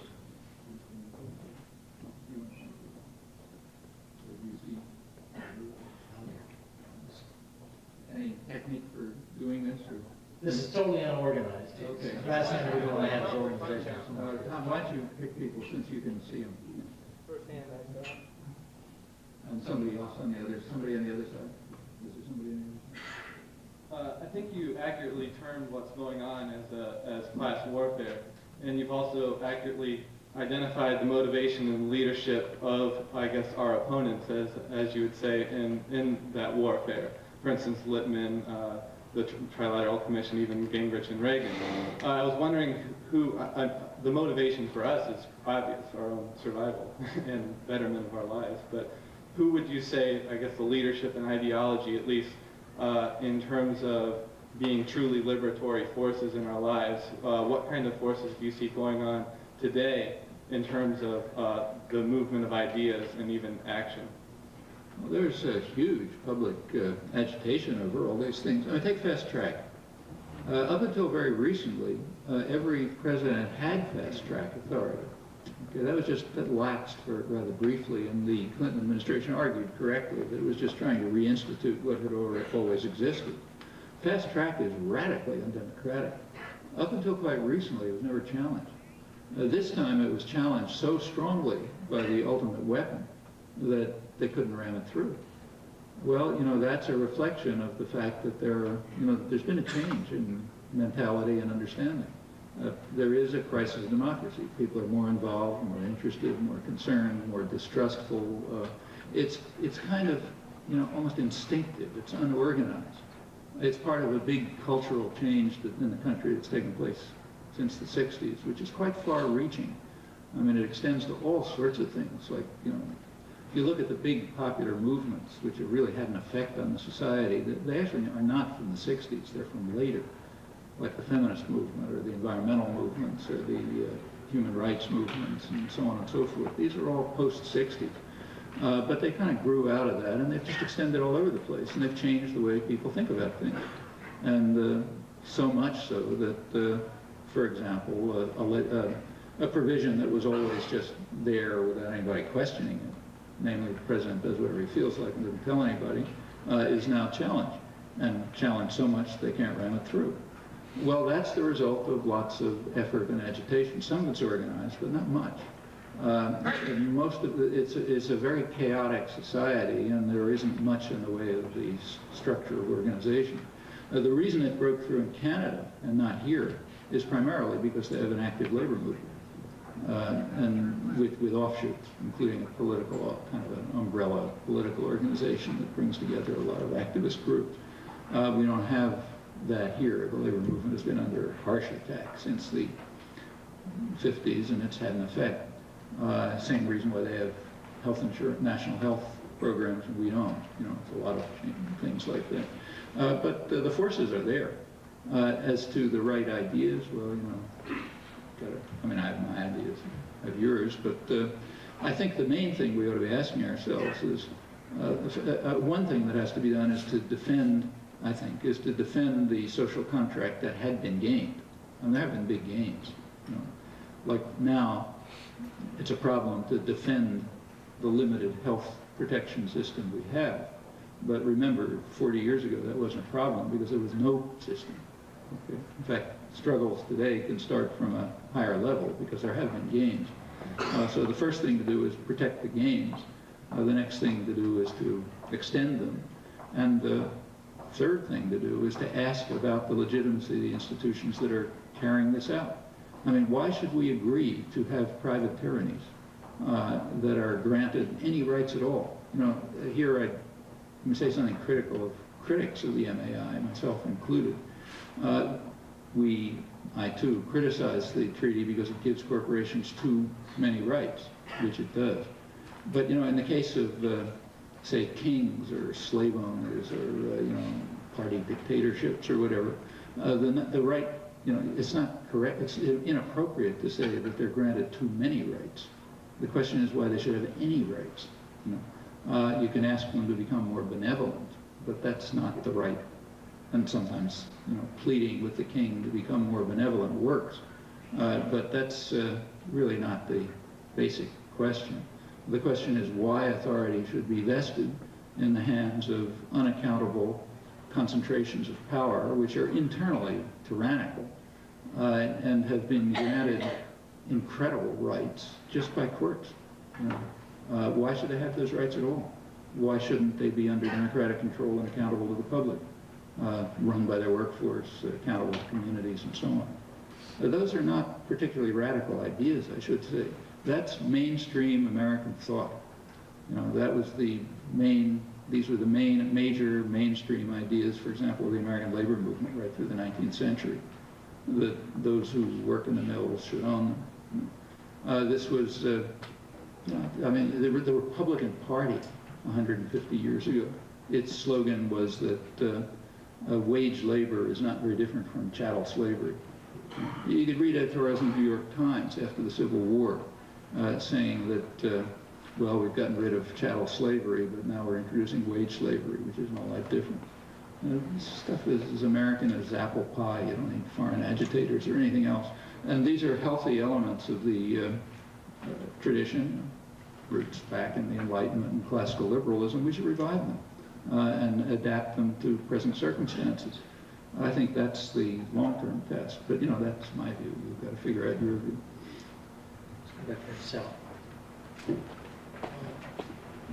Professor Noam Chomsky. My name is Suleiman Burada. I'm originally from Lebanon. I'm now an Arab American and an internationalist, a democratic socialist by conviction.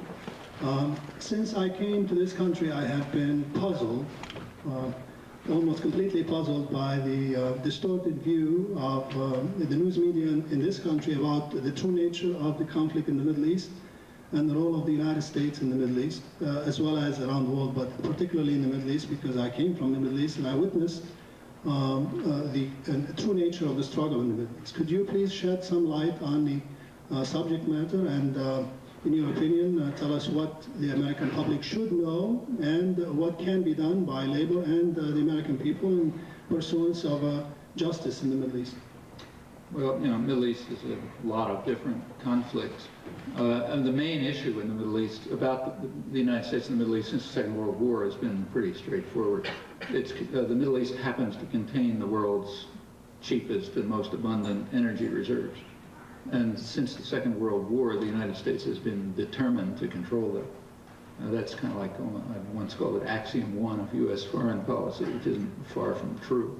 Whoever controls the immense energy reserves of the region has plenty of power in the world.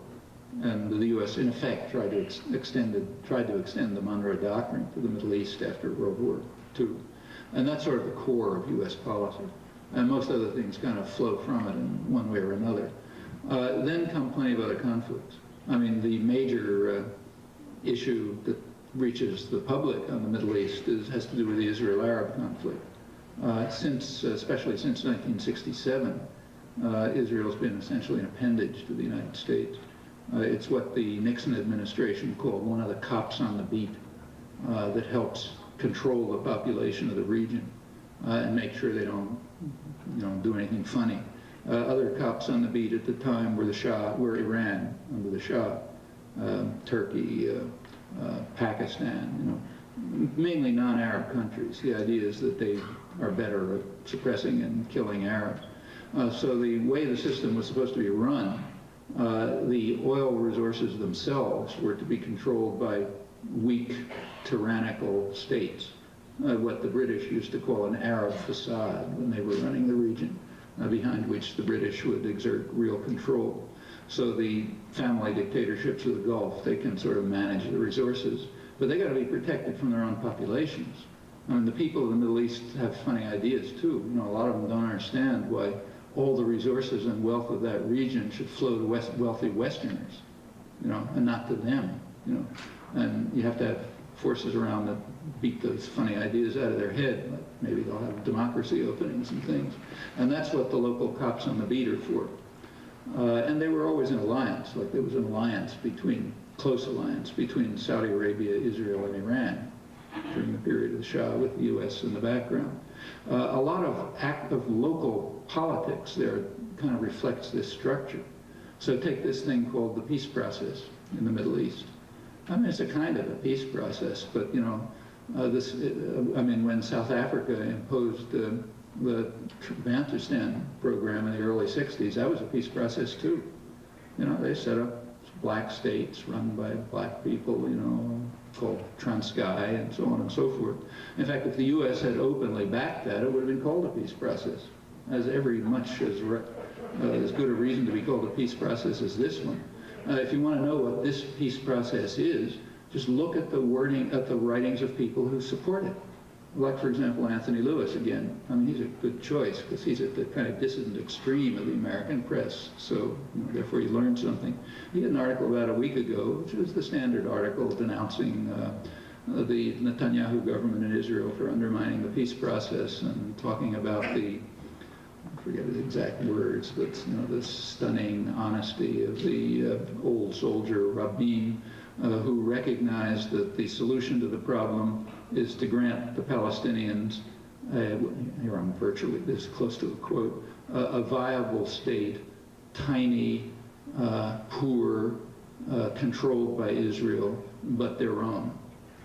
Any South African racist could have said the same thing in 1960. Yeah, a Bantustan program. Tiny, impoverished, controlled by Israel, but their own. That's an equitable solution between two national groups that claim the same territory. Well, that's at the extreme dissident left, you know, of American policy. And if you want to call that thing a peace process, okay, but it was designed explicitly as a Bantustan process, and that's exactly what it is. It's designed to grant our appendage, you know, our cop on the beat, essentially whatever it wants. You know, the resources of the region, the water, the territory it needs, and so on and so forth, and maybe allow the indigenous population, you know, a tiny, impoverished thing that you can call a state, just like Transkai was called a state under the domination of Israel. The United States had in fact held that position in international isolation since 1971. When the U.S. broke out of the international consensus on this issue. And from about 1971, in fact exactly 1971 up until the Gulf War in 1991, the U.S. held this position in international isolation. The U.S. was compelled to veto Security Council resolutions. It voted alone with Israel year after year. Sometimes they'd pick up, you know, Uzbekistan or somebody, essentially alone at the General Assembly against resolutions calling for a political settlement. This went on year after year after year. Almost none of it was reported in the press, but it was happening. And finally, with the Gulf War, the U.S. essentially, well, actually George Bush put it rather well. While the missiles and bombs were falling in Iraq, he said, he announced what he called his New World Order with a slogan, and the slogan is, "What we say goes." Okay, people got the message, you know. Europe backed off, the Third World disappeared, the Arab states were in total disarray, and the U.S. was able to ram through its own ultra-rejectionist program, which we call the peace process. You can be for it or against it or whatever you like, but it would be nice to recognize what it is, to allow discussion of this issue. I don't think there is any doubt about what I just said. It's easy to document, and in fact has been documented, but try to find any reference to any discussion of it in mainstream discourse. Can't. Well, that's the, you know, this is the issue that is the focus of attention, but I think it's in the background of much broader issues. Just say a word about those much broader issues, which are also not properly discussed. They came to the fore during this latest Iraq crisis. I mean, it was impossible to suppress the fact that the United States and its sort of British puppy dog were acting alone on this issue. Nobody was supporting them. You know, the U.S. and Britain were acting completely unilaterally. They could not get the support of the Security Council. The people of the region were strongly opposed. The only state in the region that was willing to give even tepid support to bombing Iraq, and it was pretty tepid, was Kuwait. The rest were strongly opposed. And they made their opposition clear. It may not have been reported here, but it's certainly clear to the State Department. So, for example, Saudi Arabia is the main, you know, the linchpin of the whole business because they have most of the oil. When Albright went to Saudi Arabia, they, you know, kind of gave her the back of their hand. They didn't even barely talk to her. At the very same time, Rafsanjani, Iranian former president, went to Saudi Arabia. He was given a royal state visit. You know, he met the king, you know, all kinds of things. And that was a pretty clear signal. Iran and Saudi Arabia are technically at war. They've been enemies for a long time. But Saudi Arabia was informing the United States that there's a limit beyond which you're not going to be able to push us. And if worst comes to worst, we may accept Iranian initiatives to set up regional security arrangements from which you won't dominate. That's a serious problem, and it's going to get much more serious in the coming years. Nobody thinks about it much, because there's sort of an ideology, you know, a religion, a dominant religion, which says everything will be taken care of by the market, so autopilot, forget about everything. But of course that's total nonsense. One of the things that's not going to be taken care of by the market is the fact that oil is a finite resource. Oil discoveries have been declining since about 1965. There's been a steady decline in new oil discoveries. They were rising up until then from, you know, the 19th century. That's despite fancy new technology and, you know, deep drilling and so on and so forth. And the probable reason for it is that most of it's been discovered that's usable. And if you kind of extrapolate what the likely resources are, there's a lot of uncertainty. I mean, the oil companies probably know, but they're tyrannical systems. They don't tell anybody, and they're unaccountable. You can't ask them any questions, any more than you could ask a king a question. But so they probably know, but they're not telling anybody. But others who are trying to figure it out estimate that we may be coming to the point where, say, half the available oil has been used at an accelerating pace because it's being used much faster in the last, say, 20 years than ever before. The main resources that will be left will be in the Middle East. I mean, people talk about the Caspian Sea and this and that, but those are not, they're not comparable, as far as anyone knows, to Middle East oil. Maybe there'll be some, incredible breakthrough, you can never guess, but it's not at all unlikely that the Middle East oil resources will be an extremely important lever of world control in the not too distant future, and that the whole system may be running down. And the global industrial system depends on oil.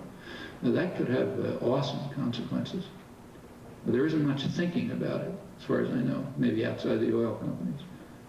But people ought to be thinking about it. Let's go over here to Tom's side.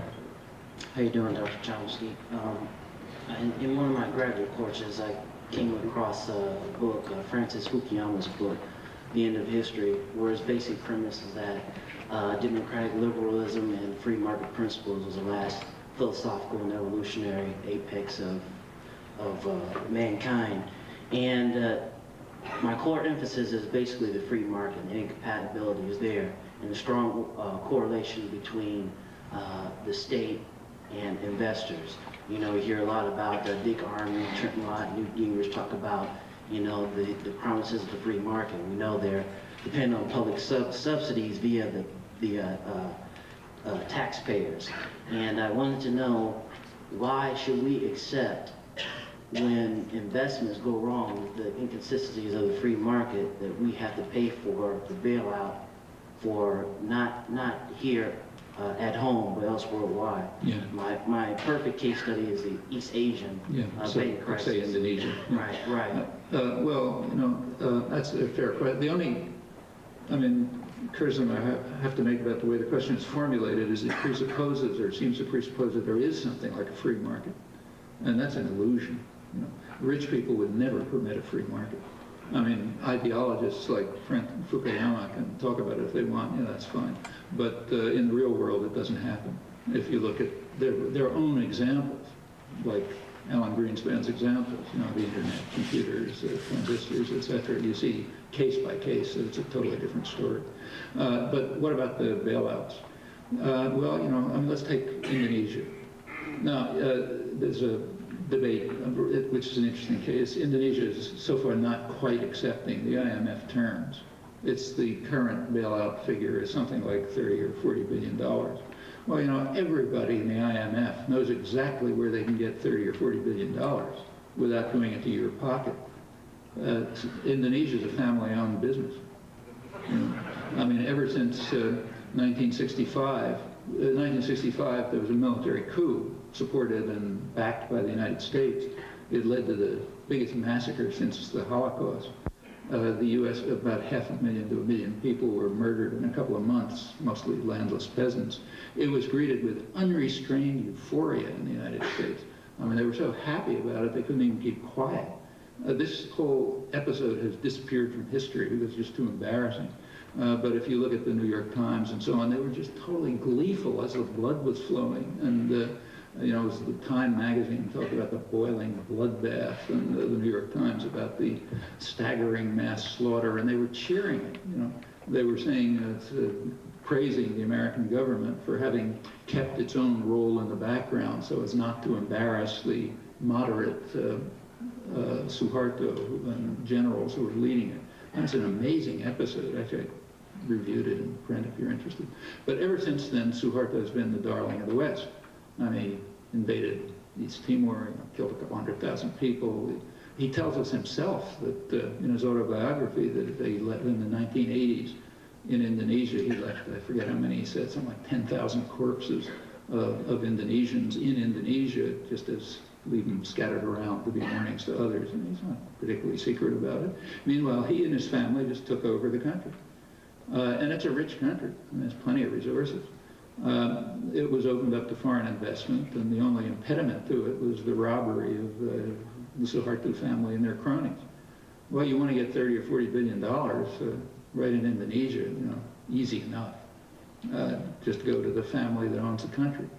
But of course, you don't do that sort of thing. Suharto, as the Clinton administration described him, he's our kind of guy. You know, that's what it is. And he is, yeah, he's opened the place up to foreign robbery and so on. So you don't go into their pockets to pay it off. What you do is ask Western taxpayers to pay it off. And it's the same as the same with the other cases. It was the same with the Mexican bailout a couple of years earlier. These things are increasing. Each one is bigger than the last one. And that has to do with the increasing irrationality of financial markets. They're huge, they're totally irrational, they're governed by herd-like behavior, nobody knows what's going to happen. The IMF itself reports that it has about 180 members. It says that almost 3/4 of them have had serious banking and other financial crises since the liberalization of capital in 1980, and 1/4 of them have had very serious crises like these, and they're unpredictable, you know, increasing in scale, to the extent that even really conservative figures, like say, you know, the chief economist of the World Bank, who I mentioned recently, had an article about it, or the Bank for International Settlements. That's the organization of central bankers, you know, real conservative, old-fashioned outfit, quite different from academic economists. They don't take the theology all that seriously. And they've been calling for, because they're much more concerned with, you know, what's going on in the real world. They, after all, have most of them, you know, they got most of it in their pockets.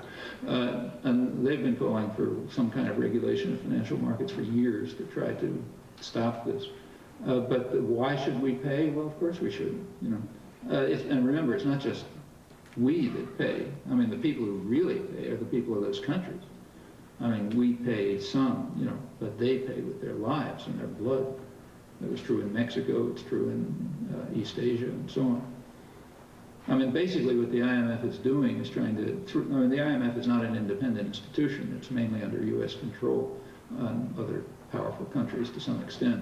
What it's doing is trying to integrate the East Asian countries and others into Western-dominated financial and other markets and place them under control. So, like, turn them into Latin America. I don't know if they can get away with it. Like, Korea's fairly substantial economy and pretty independent, but that's what they're trying to do.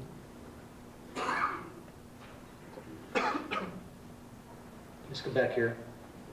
I had a question regarding what we can do to control U.S. policy. As you mentioned, Indonesia is one example of the United States establishing basically dictatorships abroad, if not supporting bloody dictatorships. Indonesia, El Salvador, Argentina, you know, the list goes on and on. And of course, these governments are basically puppets for the United States government, which is a puppet for corporations, and they're not really working in the interest of the best interest of their people. And labor exploitation is going on like crazy. Like you have in Pakistan, children working for 60 cents a day for American corporations such as Nike, you know, making soccer balls to sell over here with no regulation going on in the country at all. So I was wondering, since a lot of these corporations that are responsible for human rights abuses are American-based, is there anything we can do to regulate them, or is it just hopeless? Oh, there's a lot that can be done. In fact, Nike's a case in point. They've been forced to, just by public pressure here and public agitation, they've been compelled to, at least on paper, introduce conditions on labor rights. They're now incidentally being charged with failure to meet their own technical conditions, but some have done it. It's possible to agitate here to compel US-based corporations to improve labor rights abroad, just as it's possible to get them to allow union organizing here, but it takes pressure. On the other hand, bear in mind that this is, again, like asking the king to be more benevolent. You know, it's not a bad thing to do. you know, a benevolent king is better than a murderous king. But we should recognize that there's something wrong with asking the king to be more benevolent. And obvious what's wrong. Why should they have the right to make any such decisions at all, is the question we should be asking. But given current circumstances, yeah, there's a lot of things you can do to put pressure on the king or to become a more benevolent dictator.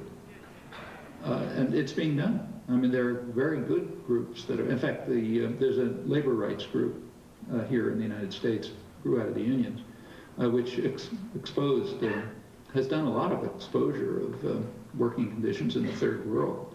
They just published a report on working conditions in China. They actually hit the headlines once with a real coup in El Salvador.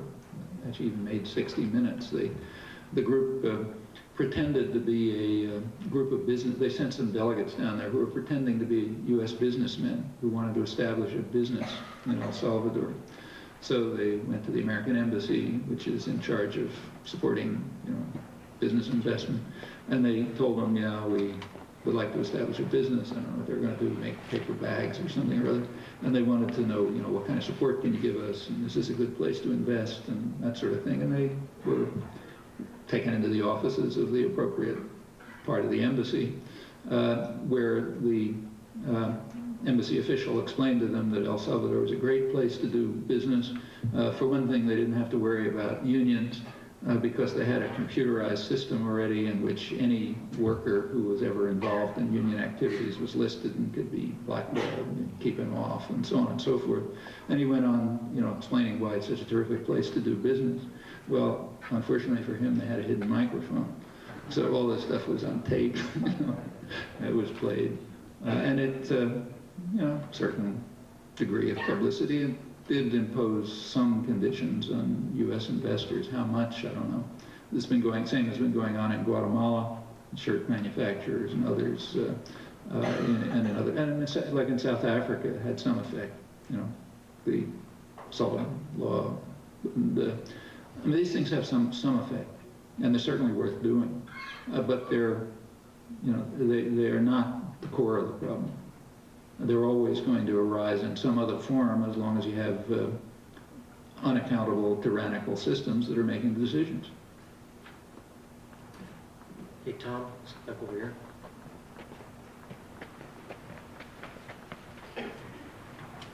Yes. What role do religious institutions play? You speak a lot about multinational corporations and so forth and so on. I'd like to know through your research, what role do religious institutions play in the whole economic structure of the world? Different roles. There's no single answer. Take, say, the Catholic Church. The Vatican is now greatly praised as, for its efforts, which were real, in helping bring democracy to Eastern Europe. So the Pope is the man of the century and all this kind of thing. Well, all that's true. The Vatican played a constructive role in Eastern Europe, where the church was being suppressed and so on.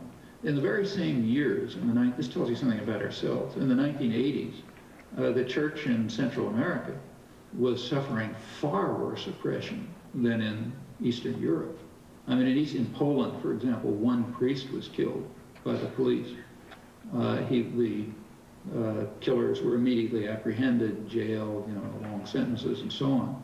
In El Salvador, the Archbishop was murdered, the 6 leading Jesuit intellectuals were murdered, 4 American Catholic nuns and lay workers were murdered, hundreds of priests and nuns were, it was just a massacre. And that was a small part of the massacre. The real victims were peasants and union leaders and so on. What was the Vatican doing about that? Well, it's not a pretty story, in fact. That massacre, the killers of the Archbishop and the Jesuit intellectuals and so on, they were armed and trained and run by the United States. Okay, so therefore that's not an issue, and in fact, ask yourself, do a poll among your friends and ask them how many people can mention the name of an Eastern European dissident, and how many can mention the name of the 6 Jesuit intellectuals who were murdered by U.S. trained forces leading dissidents in Central America. You'll get an interesting answer to that. Try to find their books in a library, try to find articles about them. try to find a discussion of the role that the Vatican played in not, putting guns in people's hands, but in giving substantial support to the suppression of these groups. Now, what about the church?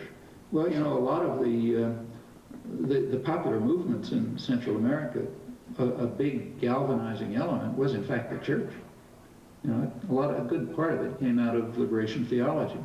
Latin American bishops in the 1960s shifted the traditional mission of the church, which had been service to the rich. That's its traditional role. And it was shifted in bishops' meetings to what was called the preferential option for the poor. So priests and nuns would go out and try to organize base communities of peasants where they'd read the Gospels and interpret them as modes of liberation and set up peasant associations and so on. The U.S. didn't waste much time. It reacted with mass murder. The Reagan administration carried out major atrocities in Central America. A couple 100,000 people were slaughtered. 3 countries were devastated.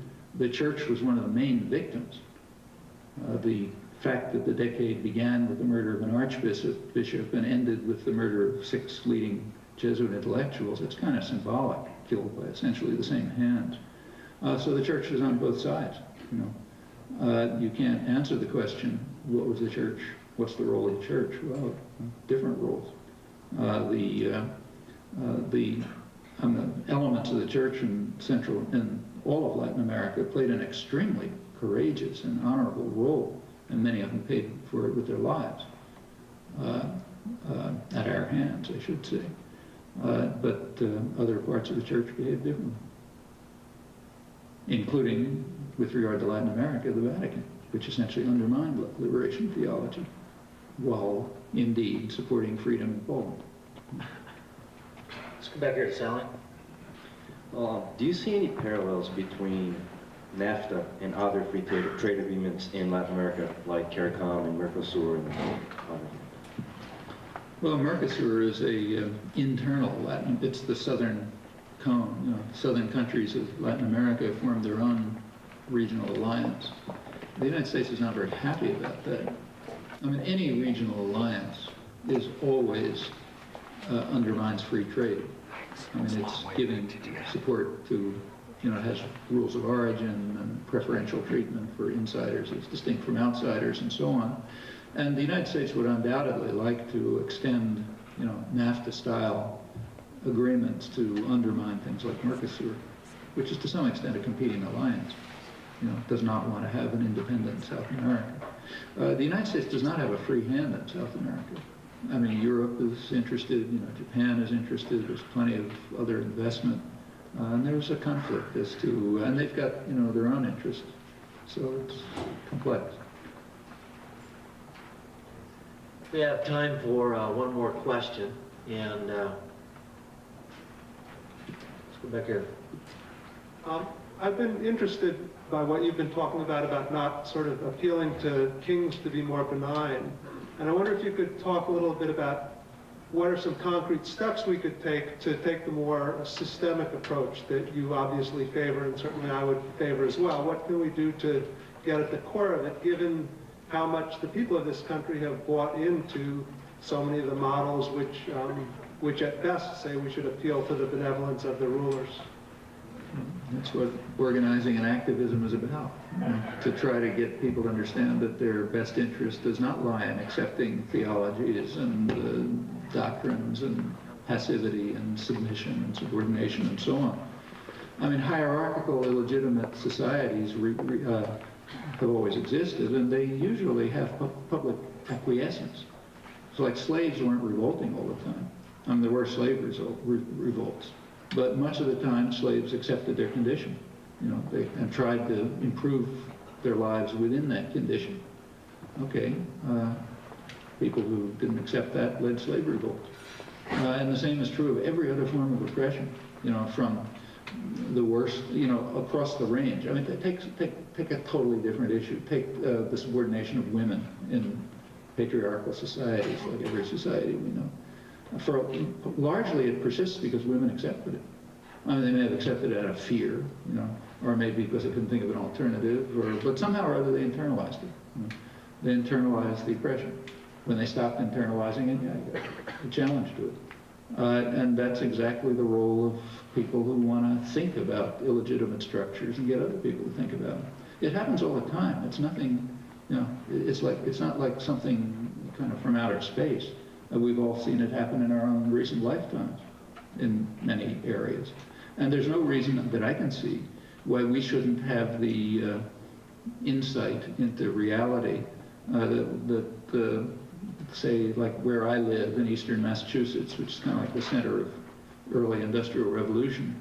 You go back to the mid-19th century, there was a very lively independent press run by artisans from Boston, or what were called factory girls, young women from the farms who went to work in the mills in Lowell and so on. They were saying that they didn't see any justification for they had fought for freedom in the Civil War, they thought, and they didn't want to be subjected to slavery, wage slavery after the Civil War. Those who worked in the mills ought to own them. They shouldn't live in a feudalistic system in which others control and dominate them. Can't we, I mean, those were the same genes as people today. You know? They could understand what was going on around them, and they opposed it, I think rightly. Turns out they were ultimately suppressed by force. You know, there's a lot of, as I mentioned, plenty of violence that suppressed the U.S. labor movement. But those are, I think, perfectly legitimate ideas which can be revived.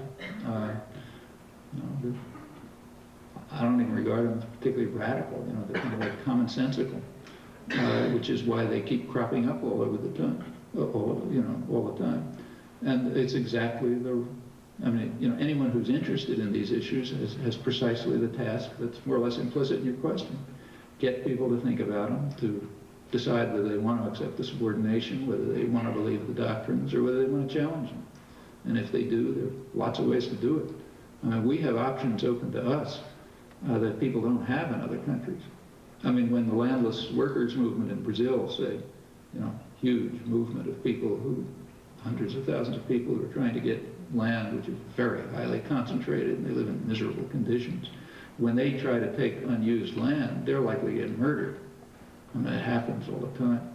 We're not going to get murdered.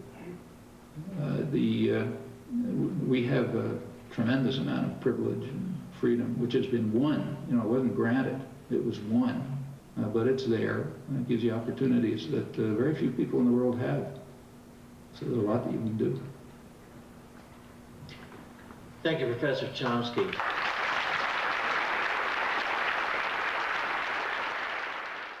We also have a crew from C-SPAN that's with us tonight, and also a crew from Channel 10, and a independent fellow too that's recording things for those who are interested in the work of Professor Chomsky. So this time I want to bring forward Tom Lewandowski of the Northeast Indiana Central Labor Council, AFL-CIO.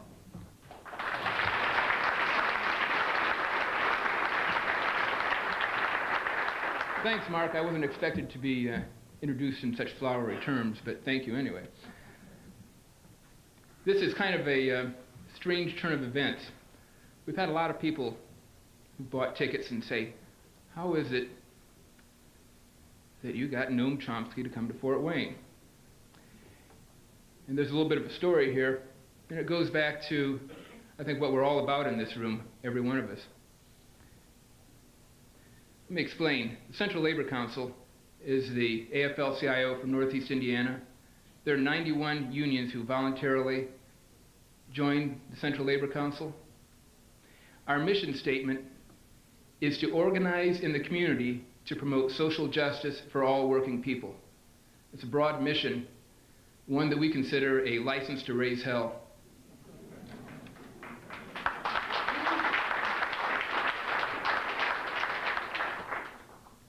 As part of our mission, we realize there are limits to what a Central Labor Council can do, because traditionally Central Labor Councils represent those people who are members, who are part of organized labor. It became clear that the labor movement needed to grow in different ways. and a number of us, the executive board from the Central Labor Council, a lot of activists from the Central Labor Council, people from the community, have all come together to create an organization we call the Workers' Project Incorporated.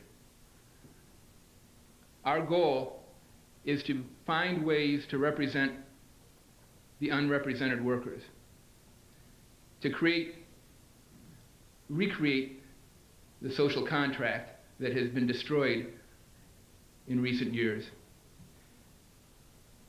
Among those projects that we have for the Workers' Project is one initiative we call the High School Workers Initiative. This is a pilot program in which we train high school students in terms of, we teach them about employment rights, they take classes from Mark, they take a lot of education from a lot of different people about how to represent and care for people. We're putting these high school students, try to make our eventual goals to have at least one high school student in every high school to represent high school workers who are being exploited on the job. And it's happening at an all too frequent rate. Our high school stewards, two of whom are in the back of the room here, have uncovered all kinds of things. Well, the variety of things that have happened to high school workers is, well, as all of you know who work. Expansion is the weakest since World War II. Well, there's actually a pretty simple answer to that. For approximately 2/3 of the population, hourly wages have either stagnated or declined in the last 20 years. Working hours are going up, wages are going down. The average wage is probably 15% lower than it was in the mid-70s. Entry-level wages, first job, they collapsed during the 1980s. They went down by about 30%. You read, and economists tell you, well, this is only unskilled workers, but then small footnote, the definition of unskilled workers is about 75% of the workforce. In the late 1980s, which was a period of weak recovery, better than this one, but still some kind of recovery, during the latter half of the 1980s, hunger in the United States went up by 50%, reached 30 million people.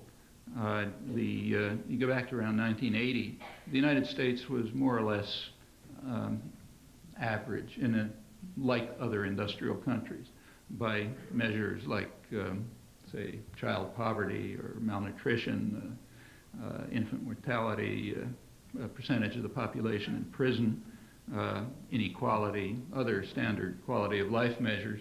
By the end of the 1980s, it was far in the lead, and it's going still farther in the lead by such measures, if lead is the right word. During the 1980s, industrial accidents on the job doubled. Illegal firing of union organizers tripled in the 1980s, along with a whole host of other violations of labor laws. The Reagan administration, in effect, informed the business world that it simply wasn't going to enforce the laws. They could be on the books if you want, but they weren't going to enforce them. And advantage was taken of that. Again, you can read about it in Business Week, which described it quite accurately. That's continuing under Clinton.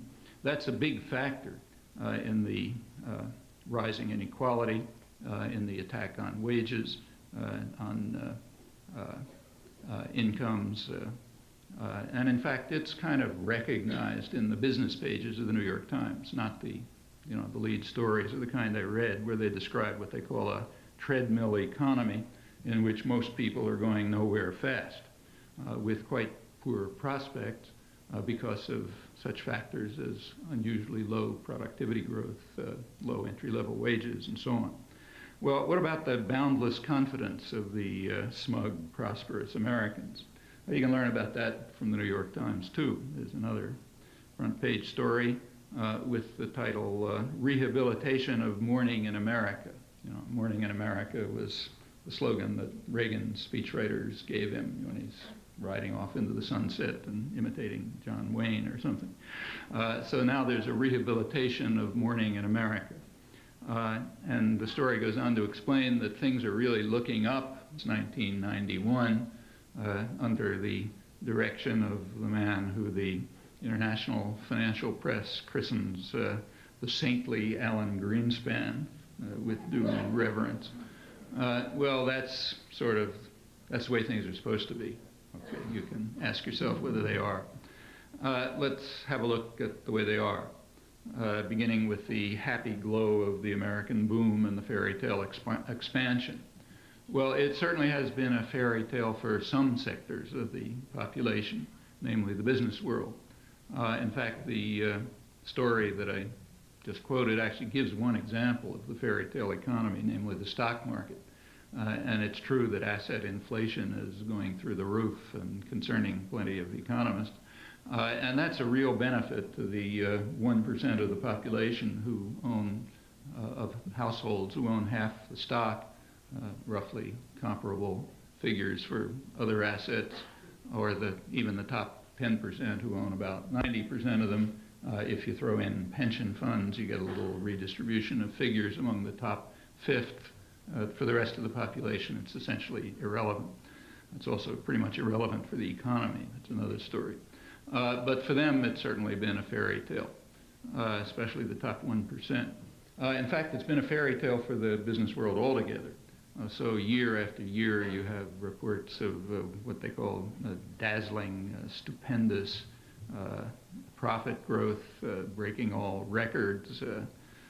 The problems, if you read Business Week, you find out that the problems that the business world faces are things like what to do with all that cash as surging profits are overflowing the coffers of corporate America, with liquid assets of non-financial institutions, corporations reaching a staggering $2/3 of $1 trillion, which is causing vexing problems for Boeing and Intel and General Electric and other suffering corporations.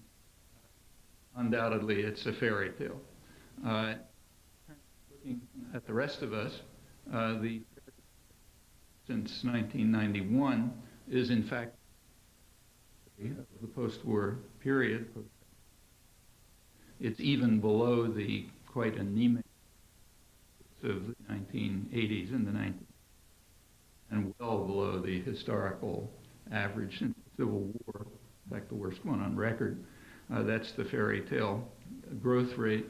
If you look at per capita economic growth, and you rank the United States among the OECD countries, the 29 rich countries, it's about average, actually slightly below average in per capita economic growth in the 90s. Picked up a little the last couple of quarters, but in general, not only unusually slow growth, but unusually slow growth of productivity, which is a predictor for the future. That's the fairy tale economy. So how come it does raise a question? How could we have stupendous profit growth when the fairy tale? You know that all kinds of bad things happen. There's been sexual exploitation, wages that aren't being paid. But we have to find a way for these high school workers to represent themselves, to recreate the social contract. This workers' project and the High School Workers Initiative is something we think is pretty bold, what we call labor market organizing. And about, 10 months ago or so, we said, who is a leading advocate for democracy and human rights and would care about these issues? And it was Noam Chomsky. So we sent a letter. Hey, it's worth a try. It's more than worth a try, because Noam said yes. And he has come to support our efforts with the Workers' Project, and we consider that a great honor. It is a great honor because, simply said, Noam Chomsky is an intellectual who is the most ardent advocate of democracy and human rights in America, possibly the world, and we're honored to have him speak to us. Noam?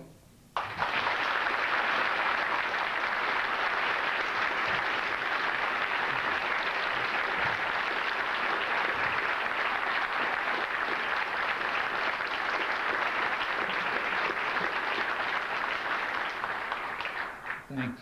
I have to say that invitation didn't take a lot of convincing. I'm really delighted to have an opportunity to have at least a brief contact with a project this important and impressive.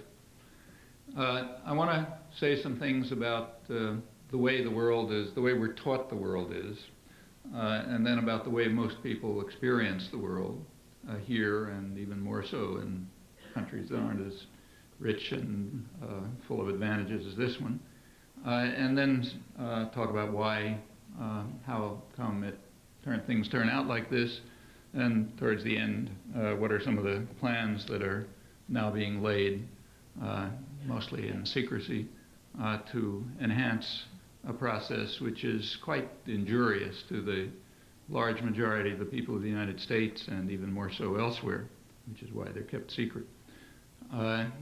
Well, how is the world presented to us? You don't have to spend much time on this because you hear it all day and every day. I'll just take one example from the New York Times newspaper of record, a lead story in the Sunday Times last week. Headline is by one of their leading correspondents. The headline reads, "America is prosperous and smug." Americans, goes on to say, Americans have boundless confidence, expectations of unlimited economic success. They're living in the happy glow of an American boom, a fairy tale U.S. expansion since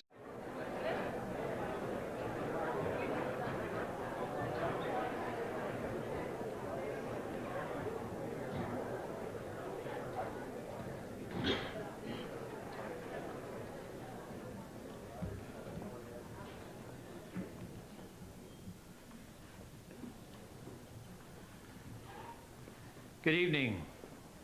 My name is Mark Crouch, and I'm the coordinator for Indiana University Labor Studies for the northeast corner of the state.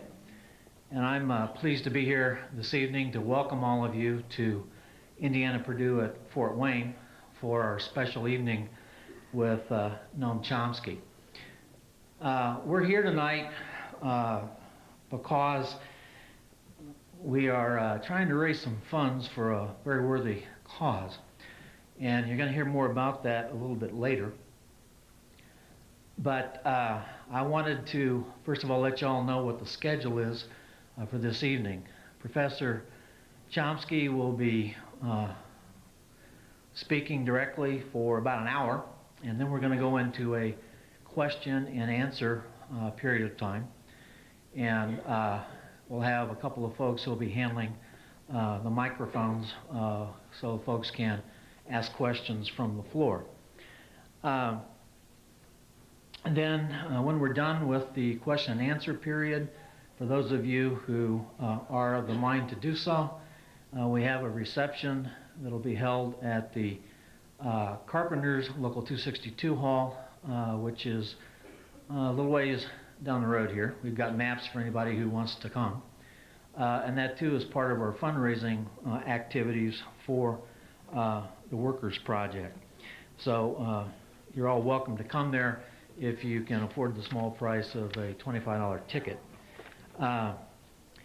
We are pleased tonight, or at least I'm very pleased and proud to have the opportunity to introduce to you the President of the Northeast Indiana Central Labor Council, the AFL-CIO. And he is here to introduce Professor Chomsky and get us started on our activities for the evening. I've had the pleasure of knowing Tom Lewandowski since my very first trip to Fort Wayne in the spring of 1980. And he was in the crew of people who interviewed me for this job. In fact, then once I came to work here full-time in August of 1980, he was the first person who just happened to drop by my office one day to sit down and talk about labor education and building organized labor in the Fort Wayne area. And it's been a very fruitful friendship and relationship since those early days of my time here in Fort Wayne. So it looks like we have a pretty close to a full house. We're glad you're all with us here.